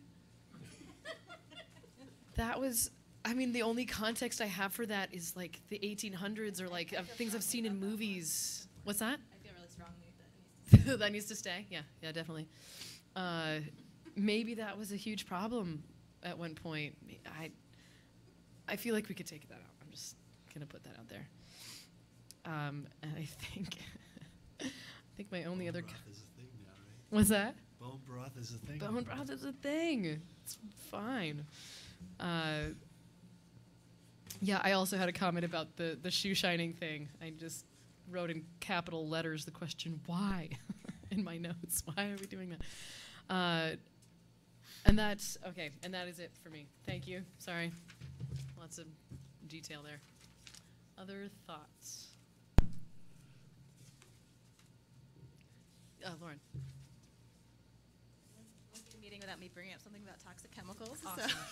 So under dry cleaners, it lists some, if you carry on the business of dry cleaning using gasoline, naphtha, benzene, or other combustible or explosive gases or fumes, you need to be licensed. That's crazy that was what was used, but now we still use things like PERC and other toxic chemicals that do cause problems for communities when they contaminate groundwater and things.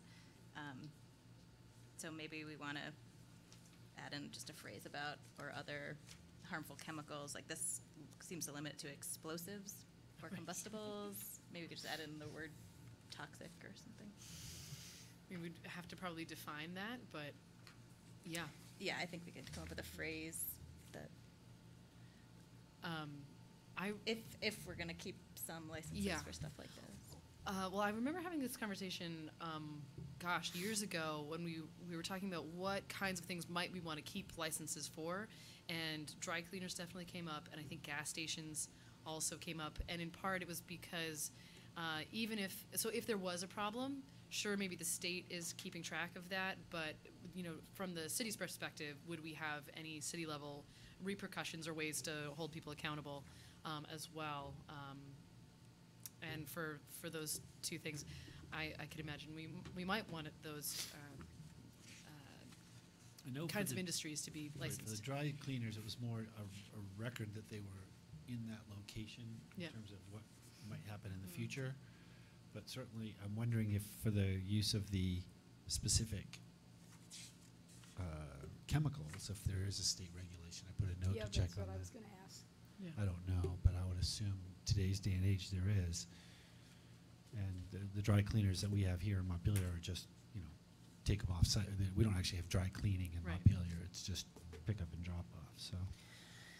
Well, and it also But we makes me did. wonder about, for the same purpose. There are other industries that use chemicals that end up in the soils, Right. and that might be hard to enumerate. You know what I mean? Like it's this industry and it's that industry or whatever. And if we wanted to call those out specifically, but I would be open to or interested in thinking through what that might look like. I think of like the Teflon industry in southern Vermont, and obviously, that might be a little reactionary, but try to think through like, okay, so what what type of industry was doing that, and how would we have a record for ourselves if anything similar were to come up here. Yeah. I mean, I know a couple ways that I've seen in state laws dealing with this stuff. I mean, either some laws just have, you know, if you use more than, pick a number, 1,000 gallons of chemicals on a certain list that the state maintains, then you would need to get a license. So it could be that simple, or they have like standard industrial classifications that would cover a range of industries, and you could just put the codes and they're kind of maintained. But if we're trying to get at the users of chemicals that might cause problems for the community, it might just be as simple as saying, you know, users, and pick the level that feels appropriate, that we feel like might have a kind of public health concern down the road. That feels like the kind of thing that, as a policy discussion, I wouldn't necessarily expect staff to come up with that unless you feel like you could. But that maybe that's a conversation that, you know, if there's interested counselors, that we can have that. I'm happy to have that conversation with you and see if we can figure out some proposed language. Unless, I just hate to push that off to city staff, unless you thought that was clear enough direction. I don't know. What do you think? Donna says yes. So you all can work that out? Okay, you'll work it out. Fabulous. Yay. Excellent. Thank you. Cool. Further thoughts? Okay. All right, so I'm going to close the public hearing, unless there's any public comment. Okay, on to event fees. Do you need to, why don't you like Oh, to make a thank motion you. Yep, you're right. to schedule a second public hearing? Is there a second? I move that we schedule a second public hearing on this ordinance. Probably not the next meeting, because we're told it's a long meeting anyway, and doing some of this work could be a while. So I would say for the first October meeting in 9th. October. Is there a second? Second. Okay, further discussion? All in favor, please say aye. Aye. Aye. Opposed? October 9th, yep. Okay, thank you. Just, Yes, go ahead. you keep referring to the next meeting being long. Do we need to start earlier? I mean, how long I is mean, it? it's not, It not just- crazy long. It's just, Okay. because we've had other stuff that's gotten pushed back. So, you know, I look at. Well, you didn't give us that nice printout. Well, it's.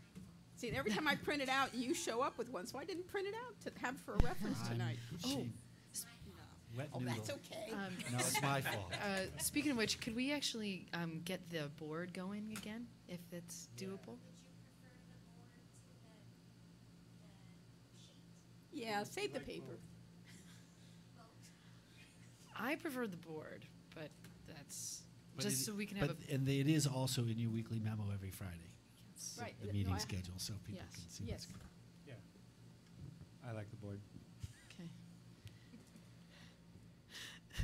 Okay. Okay, thank you. Appreciate that. Okay. All right, so on to, oh, right, the event fees. So, you know, we've kicked this around. As you recall, we had this discussion after Senator Sanders' event about whether to charge or not, and under what circumstances. And in that case, they voluntarily paid, which was nice. As staff, we discussed this, and I think obviously we're interested in where you're at. We realize that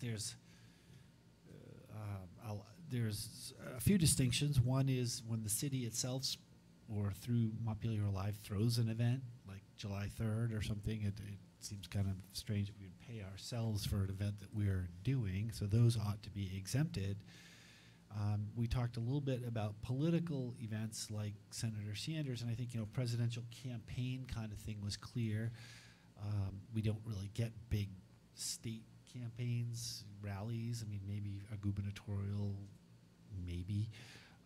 But then where does something like the Women's March fall? Where does some of these other things fall? Are those protests? Are they rallies? Are they political events? What are they? Some of them cost a lot of money. So I think that's a consideration. I mean, our proposal was certainly for entertainment type. And to that, at what point do charging the fees push someone into just doing the protest without getting the permits? It's better for us. It's better to be prepared and know it's coming and have adequate staff than it is to get caught by surprise. So I think those are just things to think about. For entertainment events, our proposal was simply, if it's not city-sponsored, we would charge the actual costs, and I'll put in a provision where, and this is again up to you, where the group could come to the council seeking a waiver on that and make the case that it's in the public interest to have that event. And a variation of that might be costs above a certain dollar amount, so that we're not chasing them around for a couple $100 every event. But if it's above $500, then they've got to pay. So those were, as far as we got. We really couldn't come up with a better system because we have so many different types of events, and so we were wondering, again, we kind of seized this on the heels of the Senator Sanders events, the presidential campaign event, and wondering what the thinking still was about that. And then we'd be happy to work on more based on what you tell us. Thoughts? Glenn? I kind of like the way it worked with Senator Sanders' campaign, and in a way, given that we get lots of different sorts of organizations and events, given that we, as I understand, we have not charged for any past events, and the first one we asked for any money was the campaign rally. And given, for example, that some of the larger events might also sometimes be the less organized ones, the ones that, a small disorganized group calls it, and then tons of people show up. And then if we're billing the small disorganized group, I don't know how well that would work. So I wonder if it makes sense to say something like, I mean, I like the idea in the memo about the threshold. I wonder if we said something like, the city will cover up to threshold. Past that,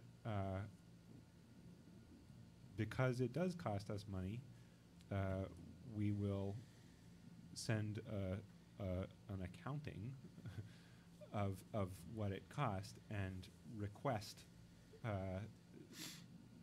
or suggest that we be reimbursed, but not an invoice. I don't know. Does that make sense? So that I would guess that we probably would get very little success with that. So we have some events, like for example, the Corporate Cup is a good example. That's a big event, closes down a lot of streets, costs us a lot of money. I think it's $4,000 or $5,000 it costs us. And this year they did make a contribution to it. It's also for a charitable event. So, but it is definitely an impact on the city, not just our own direct costs, but residents. It has a huge impact. Burlington uses, and I think there's an example on your desk. They actually sign. People sign contracts if they want to have public events. How we have, we would picture if we were going to have a fee for people, particularly if they're requesting a street closure and those kinds of things, then it becomes part of their fee. So you're going to have this. You're going to need. I think in Burlington's the threshold is anything that requires an officer to come in on overtime, other than what we would normally have on duty. So if we have to bring extra people in, then they sign a contract that they're going to pay for those additional costs, and that could be police, could be fire. People don't think about Public Works ends up coming in to set up barricades and clean up trash, and there's a lot of costs that people don't always think about for big events. We might add an extra EMT on that day. Or two. I know Burlington told us that they, even with nonprofits that have them, they balk, but they push them and they do it, and eventually they sign and they do pay, because that's what it costs to run the event. It's just, we just talked about fair labor, and I realize that in this case, the workers are getting paid, but it's a cost of running an event that someone is asking that other people pay for, and the rest of us pay for, and so will there be times when someone marches and didn't get a permit? Yes, that's going to happen, and we just have, we are the capital city, that's going to happen. But if someone's planning event that's going to take over our streets or cause costs, maybe we ought to say to them, well, it's going to cost $749 to the city for doing it. What happens with something like the Do Good Festival, Bill? It's like a massive event. I saw we had a bunch of city staff up there. Mhm. Is that something that's worked out with National Life? Or? So we, of course, it's not on a public space. I don't know. I know we did keep track of the costs, and I can't remember if they paid it. I can find that. I just don't know the answer to that. But I know we did keep. Yes. They did. Yeah. Do you remember what it was? Okay. So I think if we had a regulation that said it was actual cost, then I don't think it'd be an issue. Well, I like the consistency of a regular cost, and that we're really upfront about it, and if necessary, we'll negotiate after the fact if it's more than the organization can handle, but I prefer to set a fee or a contract that infers some fee. And then perhaps they could request a waiver for that fee. Jack? I'm a little torn about this. For one thing, obviously the city's incurring costs, and it's an attractive idea to recoup those costs. On the other hand, there's a lot of things, even though whether we agree or disagree with the political entity that's having a political event, I think it's a good thing that these events are happening in the capital city. And by the same token, it seems as though almost every month we have at least one request on the consent agenda for a street closing for some kind of event. And I think that's a great thing, because it really contributes to the vitality of the city. And I wouldn't want to do anything that discourages that or makes it not happen. So and to be clear, not every event requires us to add people. A street closure for a block party in a neighborhood, we don't put extra people on for that unless they tell us they're expecting 1,000 people or something, in which case it's a whole different event.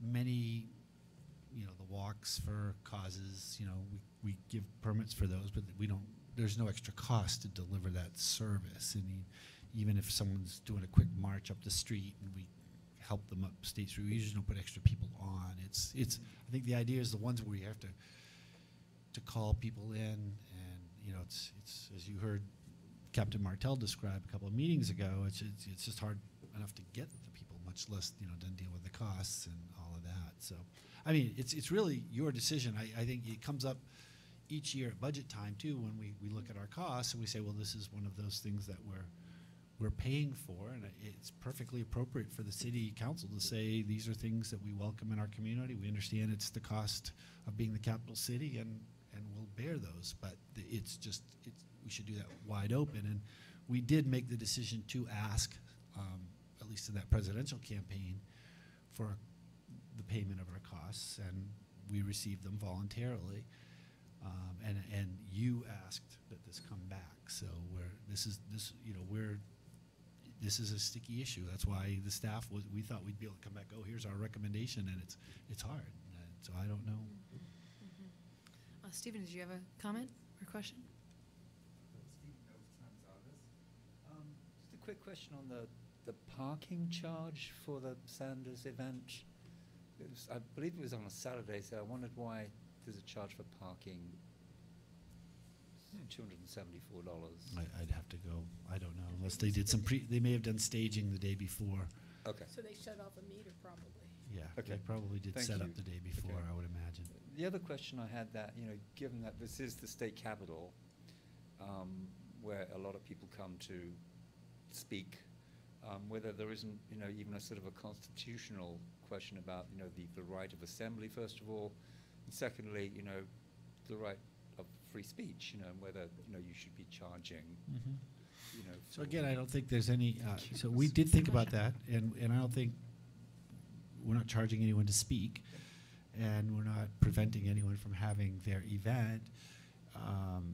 And certainly, well, July 3rd is our event, but say it wasn't, we incur a lot of costs on that day. The Corporate Cup, that's not, that's an event that's tying up our streets and using our resources, and it's just saying, hey, the taxpayers of the city are paying for this, but people are coming from all over, and it's not something we would normally pay for. And, and I think when protests happen, they're often, they don't get permits, and so we do end up bearing that cost, and I don't know that there would be any real way to bill them after the fact. I think we're talking about big things. But you're right, I mean, that is the conundrum, right? We are the host of that kind of conversation statewide, and what's our role in it? Just to respond to what you said about protests, and I wonder, especially we're going to have a big protest of some sort on the 20th. I think most of it's going to be happening in Burlington, concerning climate change. But I just wonder, if you're going to have difficulty drawing a line between, a really important protest like something, concerning climate change versus other causes that might be, more difficult I to figure can't out. speak for the city council. My professional opinion would be that we would not want to get into the business of deciding which political issue is more important than which other one, or which side we wanted to be on, or which candidate we thought was more important than another. I think it's got to be what it is, and if people have freedom of speech in assembly, they should be free to articulate whatever concerns are on their mind. There could be an anti-climate change. That would be absolutely unconstitutional to impose content-based discrimination on who gets charged and who doesn't. Yeah, fair. Lauren, anything further? Yeah. Yeah, I mean, I think I definitely err towards the feeling of this is part of what makes our city vibrant. We're the city capital. It's a cost that we bear, but it's also brings people into the city who hopefully are using our great restaurants and shopping and doing other things while they're in town. And I think it does become hard to then, if we're granting waivers, then we are kind of getting into the business of deciding who we think is a worthy public cause. So it seems like that could become challenging to say who would we or wouldn't we.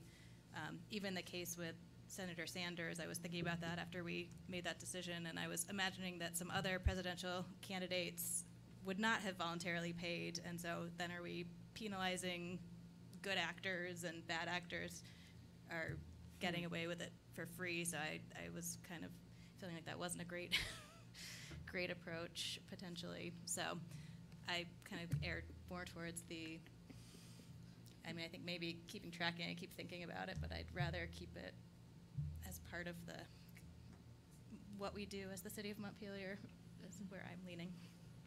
Donna. Bill, could you remind us, I believe you gathered some cost of what we were paying and how much overtime? We have in the past, I don't know if we have it.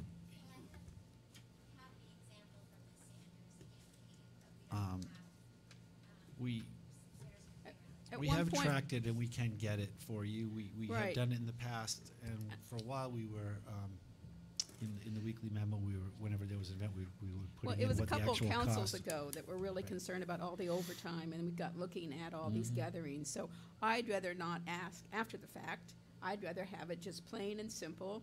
This is one of the costs of doing this. And they spend money on other aspects, and we clean up after. It's just, I think it's a burden that they need to share. The event that wants to come needs to share. It hardly covers the whole city cost, but I think it can help cover the cost.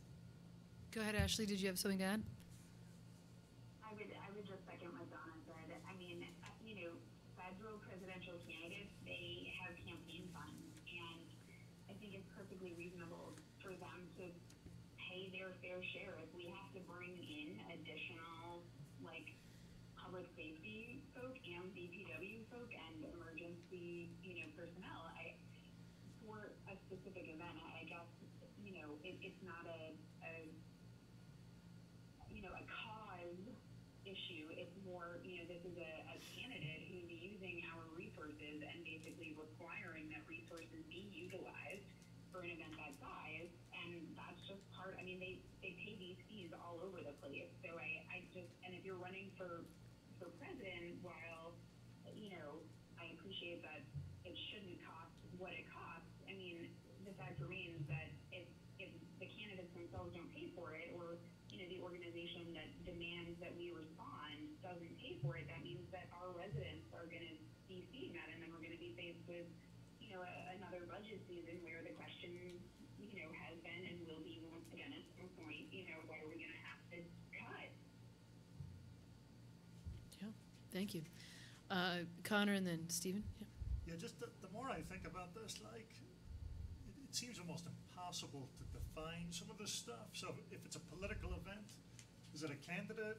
Is it a political action committee? Is it a political party that features candidates on it? I said all events. Yeah. Oh, no, even, Right. yeah, your uniform, but like protest, what's that? The Women's March was a protest, right? It was a protest against, like, the president. So, yeah, going into it in detail, I just, I don't know how to define it. I think I've changed my mind over the course of the discussion. I probably more with Lauren. Stephen. Just one more question. I don't know whether the state itself, charges anybody for the use of facilities, in the Capitol complex for these kinds of events. That might be worth looking at. I don't know if you've done that. That to me feels like a precedent. I end up, I think, leaning more towards Ashley and Donna on this, in the sense that I'd rather be upfront with a cost and let them ask for a waiver. If they can't pay it, especially if they're a nonprofit. For something like the Corporate Cup, yes, there's cost incurred, but it's for this cause, and would we consider waiving it and allowing that to happen? And I could actually even picture on the form, that people fill out to close the street, is this event estimated to cost more than $500 in city staff or overtime? And most of the time the answer will be no, but Right. sometimes it'll be yes.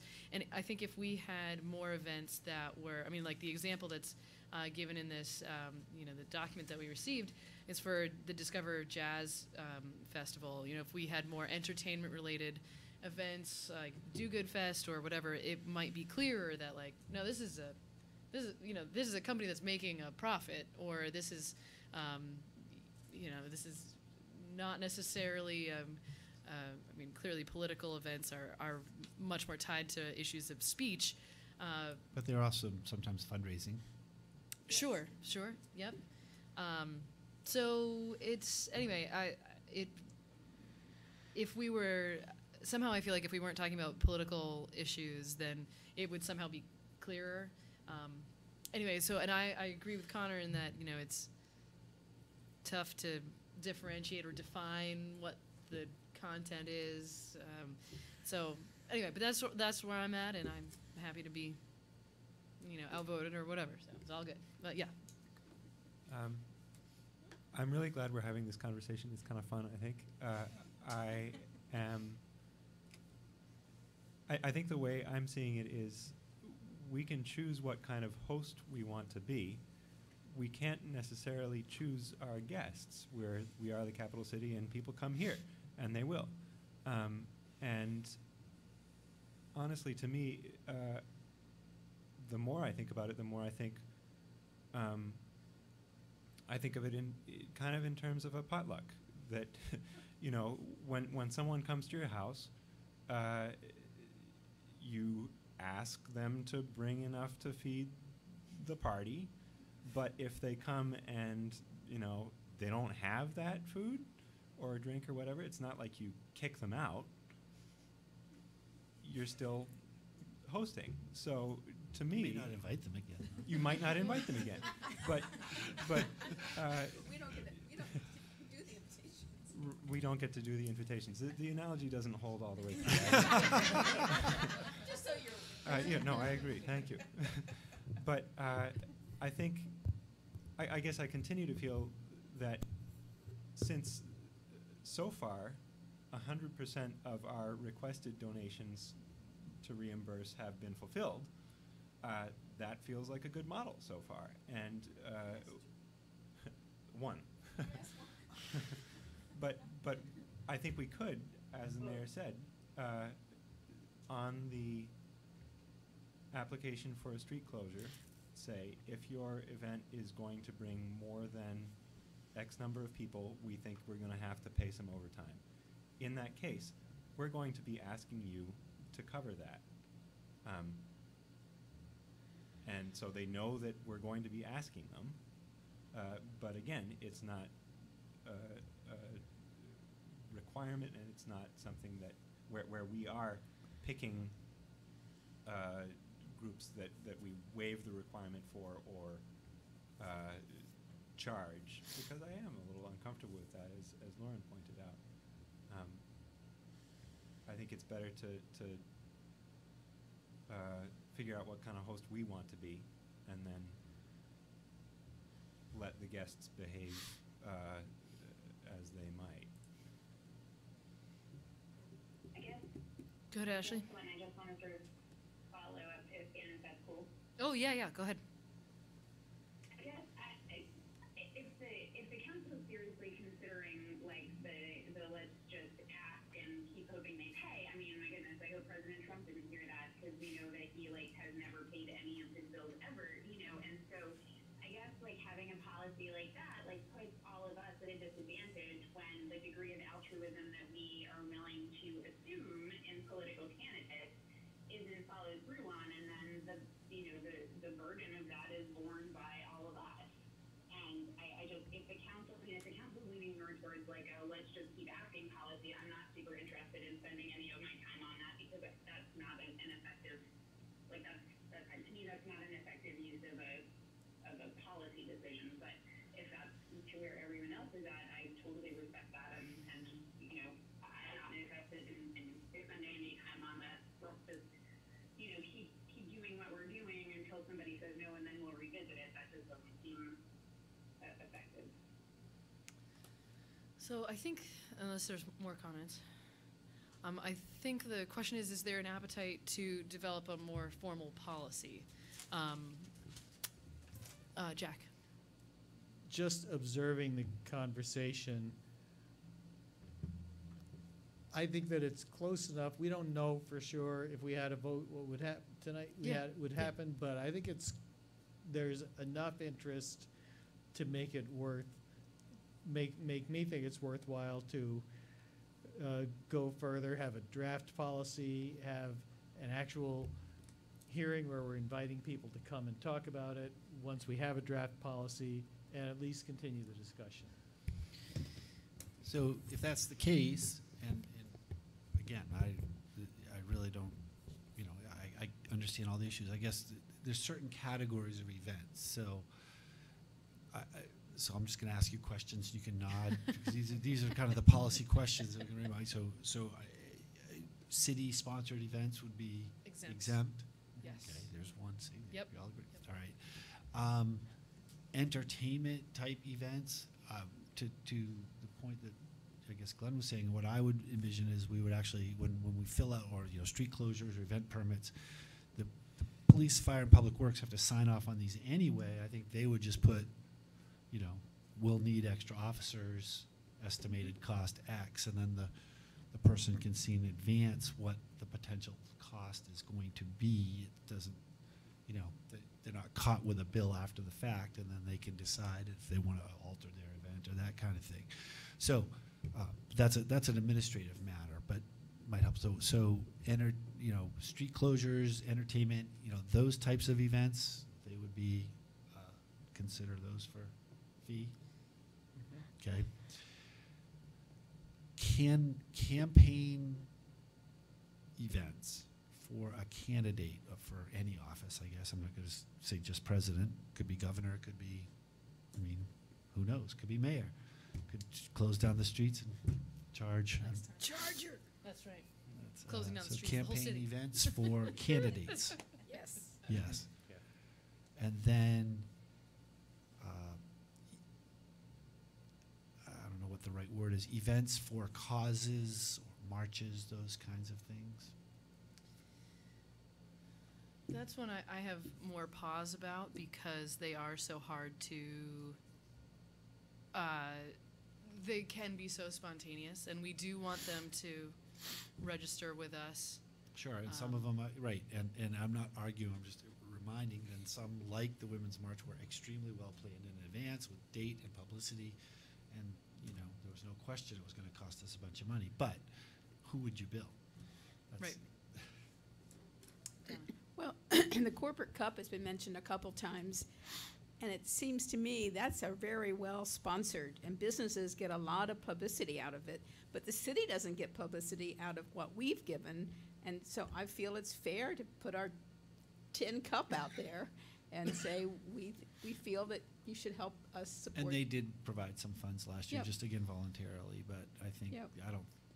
I think the event's still going to go on. Because we have a lot of charitable groups, nonprofits, and some of them are really large. So I don't say automatically a nonprofit can't afford it. Yeah, my own feeling, and this would be up to you, my own feeling would be the criteria for waiving a fee, if you wanted to include a waiver option, wouldn't necessarily be how big the organization is or whether they can afford it. It would be, is this event in the public interest? You know, is there a public benefit? That's the criteria used for upstairs, as opposed to, you know, we're going to throw this party and we're going to close the street. We're going to have this party. We're going to make money from the sales of everything that happened, and you have to put extra policemen on. I mean, the public might enjoy it. Don't get me wrong, but it's not necessarily for the public interest. You know, whereas I think so. Because once we get down an affordability road, I think everyone's going to come in here and cry that they can't afford it. Coming back to your question, just to differentiate these two things, if it's like a registered political candidate, then that seems like one way to define it, and just a protest or a rally, maybe we leave that off for now. Thoughts about that? Yeah, Lauren? I just think that could be a little hard to sometimes define where the line is, or to somebody, is it kind of a private event, but it's like, I put it out on Front Porch Forum, so it's a public rally, or I don't know. Maybe it's not as hard.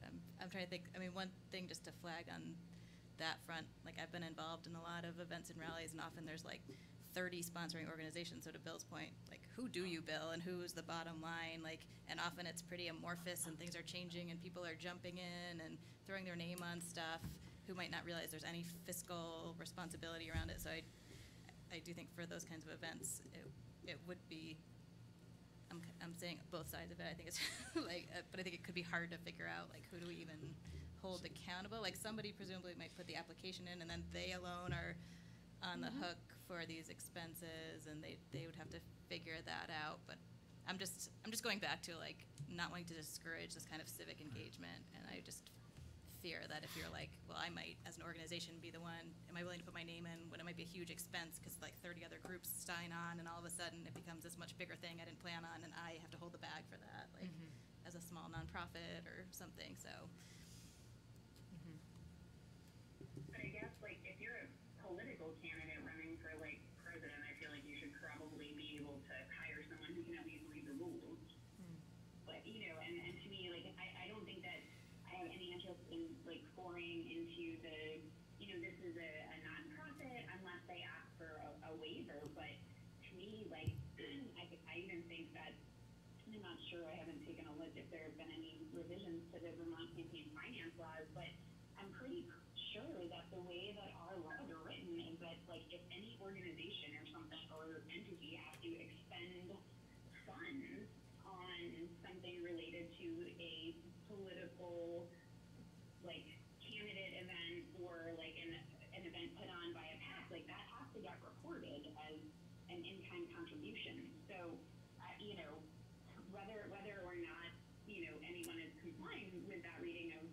state law, I mean, I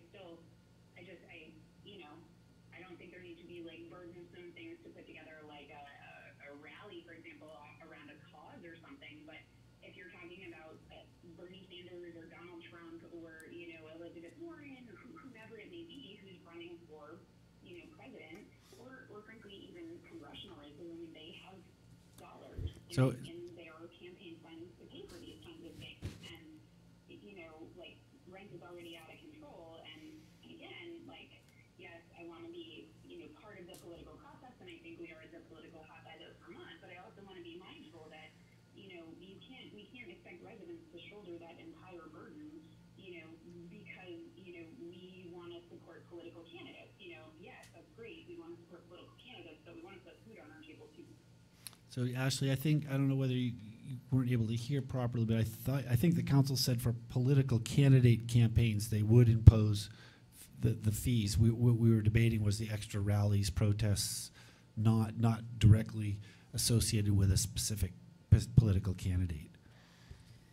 And Well, I think you have to be careful, though, because sometimes a PAC can come in, and this is perfectly permissible in certain ways, where it would in essence be an event that's on behalf of a particular candidate, but as long as they meet certain requirements, the PAC can do it. And so I guess I'm just sort of saying, like, why would we want to give them a pass on that, when they're utilizing other, ways to circumvent the political process? Like, why aren't we just transparent in what our process is, and we ask the questions and have have chief of police and chief of fire weigh in on whether or not additional personnel is needed for the event of any kind, and then we go from there.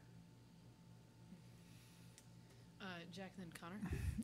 I suggest, because there are constitutional implications here, I suggest we, A, consult with the city attorney on this point, and 2, invite the ACLU, when we're having our next discussion, to come in and comment either in advance or at the meeting. Fair. And if I can add a C and a D on that, it's probably worth inviting somebody from the Secretary of State's office. To Ashley's point on the campaign finance rules that have, I think, recently been amended. And it also might be worth talking to Manchester or Concord, New Hampshire, who sees a lot of this type of activity, and see if they have any draft policies that we could maybe take a look at. Because honestly, if I was Bernie Sanders and I went to skirt the rules on this and just get 501c3 or 4, like Our Revolution or something, say you put it on and invite me, same differences. Yeah. Right, exactly, and that's my concern. Lauren?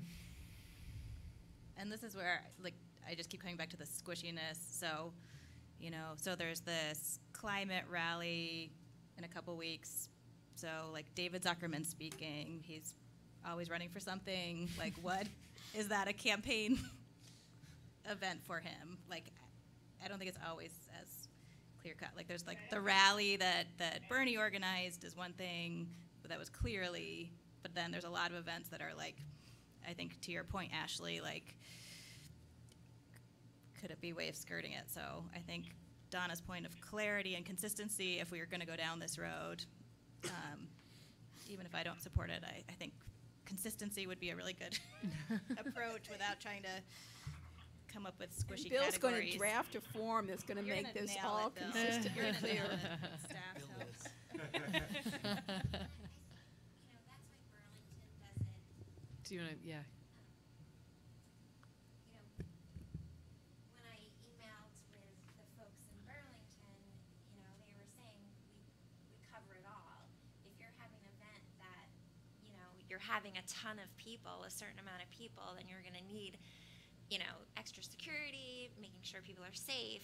You are employing off-duty officers. And so if you look at this agreement, they say, how much it would be per hour, but it also has other things in here, holding us harmless or the police harmless for things that go on in that event. So I think they specifically went for all events to sort of not have to deal with this sort of thing.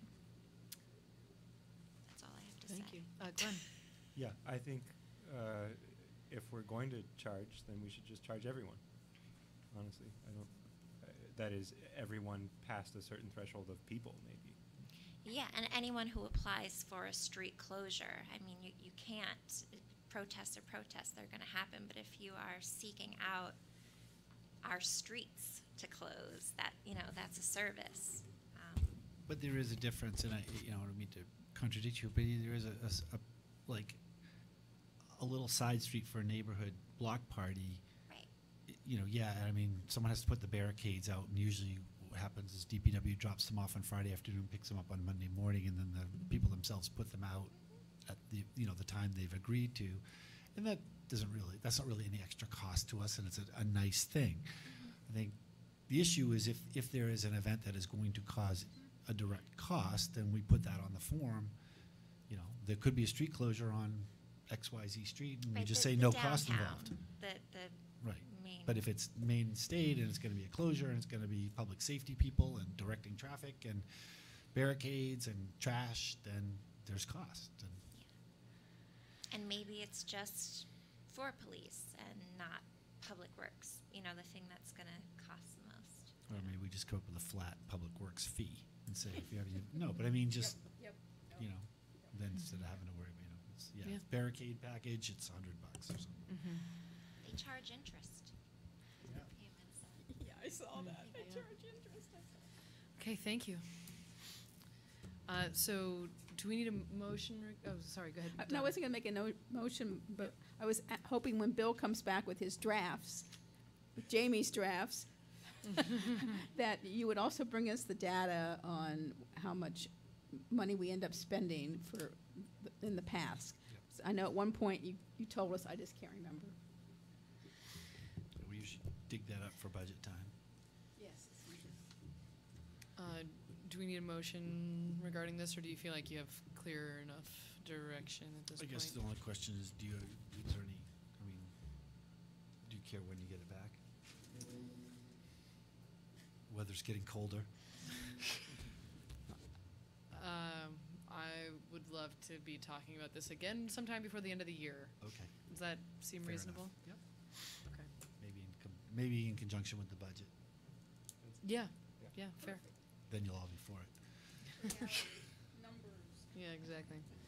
Guys, we need more events in town so we can charge them. No, okay.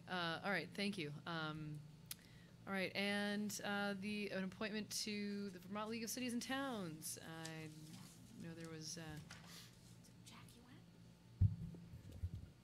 want? I was interested in being appointed, but as I was concerned might happen, at least one of those days I have a hearing in court in Burlington, so I really can't volunteer to do it this time around. It's the first day that you actually have to vote. Oh. And attend the business meeting. The second day is just fun and workshops. Well, I actually could do that. Okay. I actually could do do October 2nd or whatever that Wednesday is. I think it's a Wednesday. Wednesday and Thursday. And Yeah. Wednesday it's the afternoon Right. session. That's the actual And meeting. I will say that this year is different, which I hadn't you're correct. I thought That's I when the looked at business, it. no, that's when the business meeting is, but, and I'd forgotten this when we talked about it last time, but, last year, the league voted to do their policy discussions every other year, so the policies are now 2-year policies.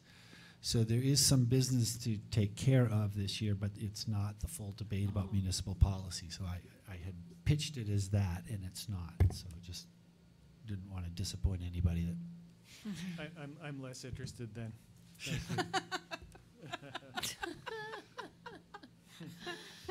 Okay. I've already signed up to go. If nobody else is going, then fine. It's really wonderful workshops. I'm sorry you all miss it, but maybe sometime. I wish I could go. Donna, you're interested? Or Lauren? No. Somebody nominate me. I nominate Donna. Nobody else wants it. I'll second. Okay, further discussion. All in favor, please say aye. Aye. Aye. Opposed? Right. Thank you. Yes, thank you. Thank you for doing it. Okay, so we are Down to council reports. Who would like to start? Donna, go ahead. I just want to remind you of a write-up actually in Bill and Jamie's newsletter. The Parkapalooza is one more Saturday. And if you haven't been there, it's a really fun time in Hubbard Park. The kids have a water slide, games, overnight camping, and September 21st, 3 to 9, Hubbard Park. This is the last chance for this year. Great, thank you. Connor? Yeah, I just want to welcome Rabble Rouser to town. Got the chance to stop by the other day, and was talking to Jacqueline, the owner of Nutty Steph's there, and she did want to come in and introduce herself in public comment tonight, but got very sick. But she's looking forward to doing it the next time. But I think it's a great spot, just sort of as an incubator for small businesses. It brings a bit more life into our downtown. So very welcome to have them. That's it for me. Let's see. Not a real report yet from the Homelessness Task Force because, as we noted earlier in the meeting, it has not yet met, but we are on our way. And there are at least already side conversations about this, of course, as there have been. I'm looking forward to that with some trepidation, but looking forward. I continue to visit Another Way down on Barry Street every month, and I think this month I will try to go. I'm inviting myself there, so I should check with them first, but I'm just going to say it anyway that since the first Homelessness Task Force meeting is on Monday the 23rd, typically I go on Monday afternoon once a month to Another Way. I'll just make it the 23rd. So if anyone wants to meet me at Another Way, Monday the 23rd from 2 to 3, I'll be there talking with those folks, and then Homelessness Task Force later that afternoon, 4:30 here, I believe. I've also been enjoying representing the city on the Wood Gallery board. There's a lot of good activity going on there. I think the mayor got to cut a ribbon on an elevator recently. I sure did. I missed that event, but I've been watching the progress, and it's great there. There's a fantastic show in the Contemporary Gallery right now. Tessa O'Brien and Galen Cheney, painting and collage. Everyone should go see it. And I'm working out the details, but I believe I will be teaching a drawing class at the Wood Gallery on Tuesday evenings for a month starting the second week of October. So that's going to be tons of fun for me and possibly fun for my students. I don't know yet. We'll see. Anyone who would be interested should contact the Wood. It's not up on the website yet, but I think it will be. I'm going to be away next week, so I'm not going to Bagito's next Thursday, but I will be there tomorrow morning as usual, 8:30 to 9:30. Thank you. Jack? I think there's a lot of good stuff happening in Montpelier. Are you going to talk about Drive Electric? I was going to, but you can Okay, do no, it too. No, go ahead, because you're going to be able to be there, and I won't be able to be there. Oh, fair enough. unfortunately. Well, I'll But- do that in my yeah, spiel, yeah. But I was at the art walk on Friday night. I stopped by the front, but Councillor Hutchison wasn't there. But I was working. But I also stopped by some of the other venues. There's good work out there, and it's going to be up for like a couple of months. So people should go out and see it. And it's one of those things that when I say, well, things are happening in Montpelier, that's one of those things that's happening in Montpelier. And the other thing, I went to the opening reception for Rabble Rouser, and I thought I was very impressed because I wasn't there for very long, but I stopped in, and there were probably 50 or 100 people in there, and I didn't know a single person. And if we're bringing businesses to the city that are attracting people that I've never met in my 36 years of living here, I think that's a great thing. So get out and check the place out. Thanks. Go ahead, Lauren. Yeah, not much to report. Did just want to note that the Social and Economic Justice Advisory Committee continues to meet. We met this morning, and I think in the next month or so we will be coming forward with a proposal for kind of next steps for the committee. So I'll just leave you in suspense, but look forward to some really good conversations about kind of the next phase for that committee. And I will let Ann talk about the Drive Electric, but I'm going to drive my electric car there. Yeah. It's great. Awesome. Everyone should get one. They're the best. Ashley, do you have anything you want to update us on? No, not this week. Okie doke. So I have 3 events I want to talk about. So the first one, as people have mentioned, is the Drive Electric event that is this Saturday, the 14th. It's going to be at the State House lawn. Speaking of street closures, where they're going to close down Baldwin Street, and I think that's Governor Aiken. Anyway, well, they're going to have something like more than 30 electric vehicles there, 14 different types of electric vehicles, multiple Teslas if you want to go check those out. There will be a couple of dealers there who can offer test rides, just sort of around the block, so to speak. So you can feel how they drive. You can ask all your hard questions of people who are actually living with electric vehicles. Besides that, there's going to be other types of electric things there, electric lawnmowers and bicycles. You can test drive electric bike there if you would like. There's also going to be music and food, so it should be a great event. It starts at 11, goes till 2, so it'll roughly overlap the farmers market as well. So I would highly encourage everybody to come out to that. It's going to be pretty interesting, I think. Electric music. And electric music. Well, amplified, anyway. This is true. Probably no electric guitars, as far as I know. I could be wrong, though. So that's going to be a great event. Second thing is next week, a week from tonight, there's the 18th of September at 6:30 here in this room is going to be the transportation meeting. We have people from Agency of Transportation, Sustainable Montpelier Coalition, Green Mountain Transit, All Earth Rail. I'm sure I'm probably missing someone, but and the on-demand transit people. On-demand transit people. We've also reached out to MTIC, see if they want to present as well. The idea is to have an update from all these different groups to give us a picture of what the future of transportation might look like, things that they're working on, and it's an opportunity for us to sort of ask questions about, the feasibility of things, or just whatever probing questions we have about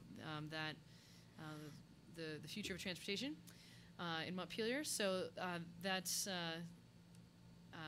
coming up. And actually, this is another thing I hadn't planned on saying, but there's going to be an additional transportation meeting on October 2nd, also in this room, but it's the Regional Planning Commission. It's the Central Vermont Regional Planning Commission is planning on a transportation-themed evening in this space again, but having a regional perspective. And I think that will actually be very interesting, just because of the nature of transportation. Of course, we should be coordinating those plans with people outside of Montpelier.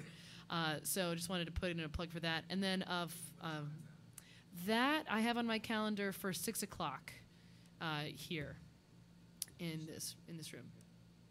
Yeah, October 2nd. That's another Wednesday.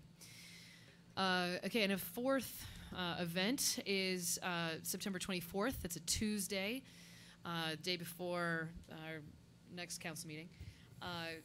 Is the big reveal, so to speak, for the Confluence Park design. So they've been taking in all this feedback for months about what that space could or should look like, taking public comment, and they've got a product to show us. And so I had asked that they not be sort of revealing that at a council meeting. And so we're giving it its own sort of night. So that's on the 24th. That's 7:30. I think it's here, but I should double check the space. I'm pretty. The 24th, Tuesday the 24th. What's that? That's the regional transportation night. Oh, I'm sorry. That's a bummer. Anyway, 7:30.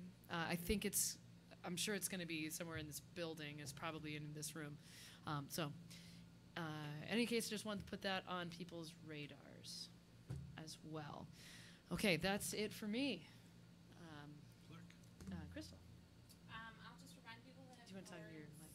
sewer bills are due on the 15th. Okay, thank you.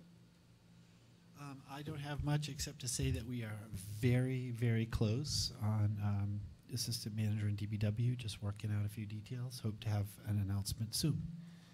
Great. Okie dokie. All right, so I think that is it. So without objection, we'll consider the meeting adjourned, 9:17.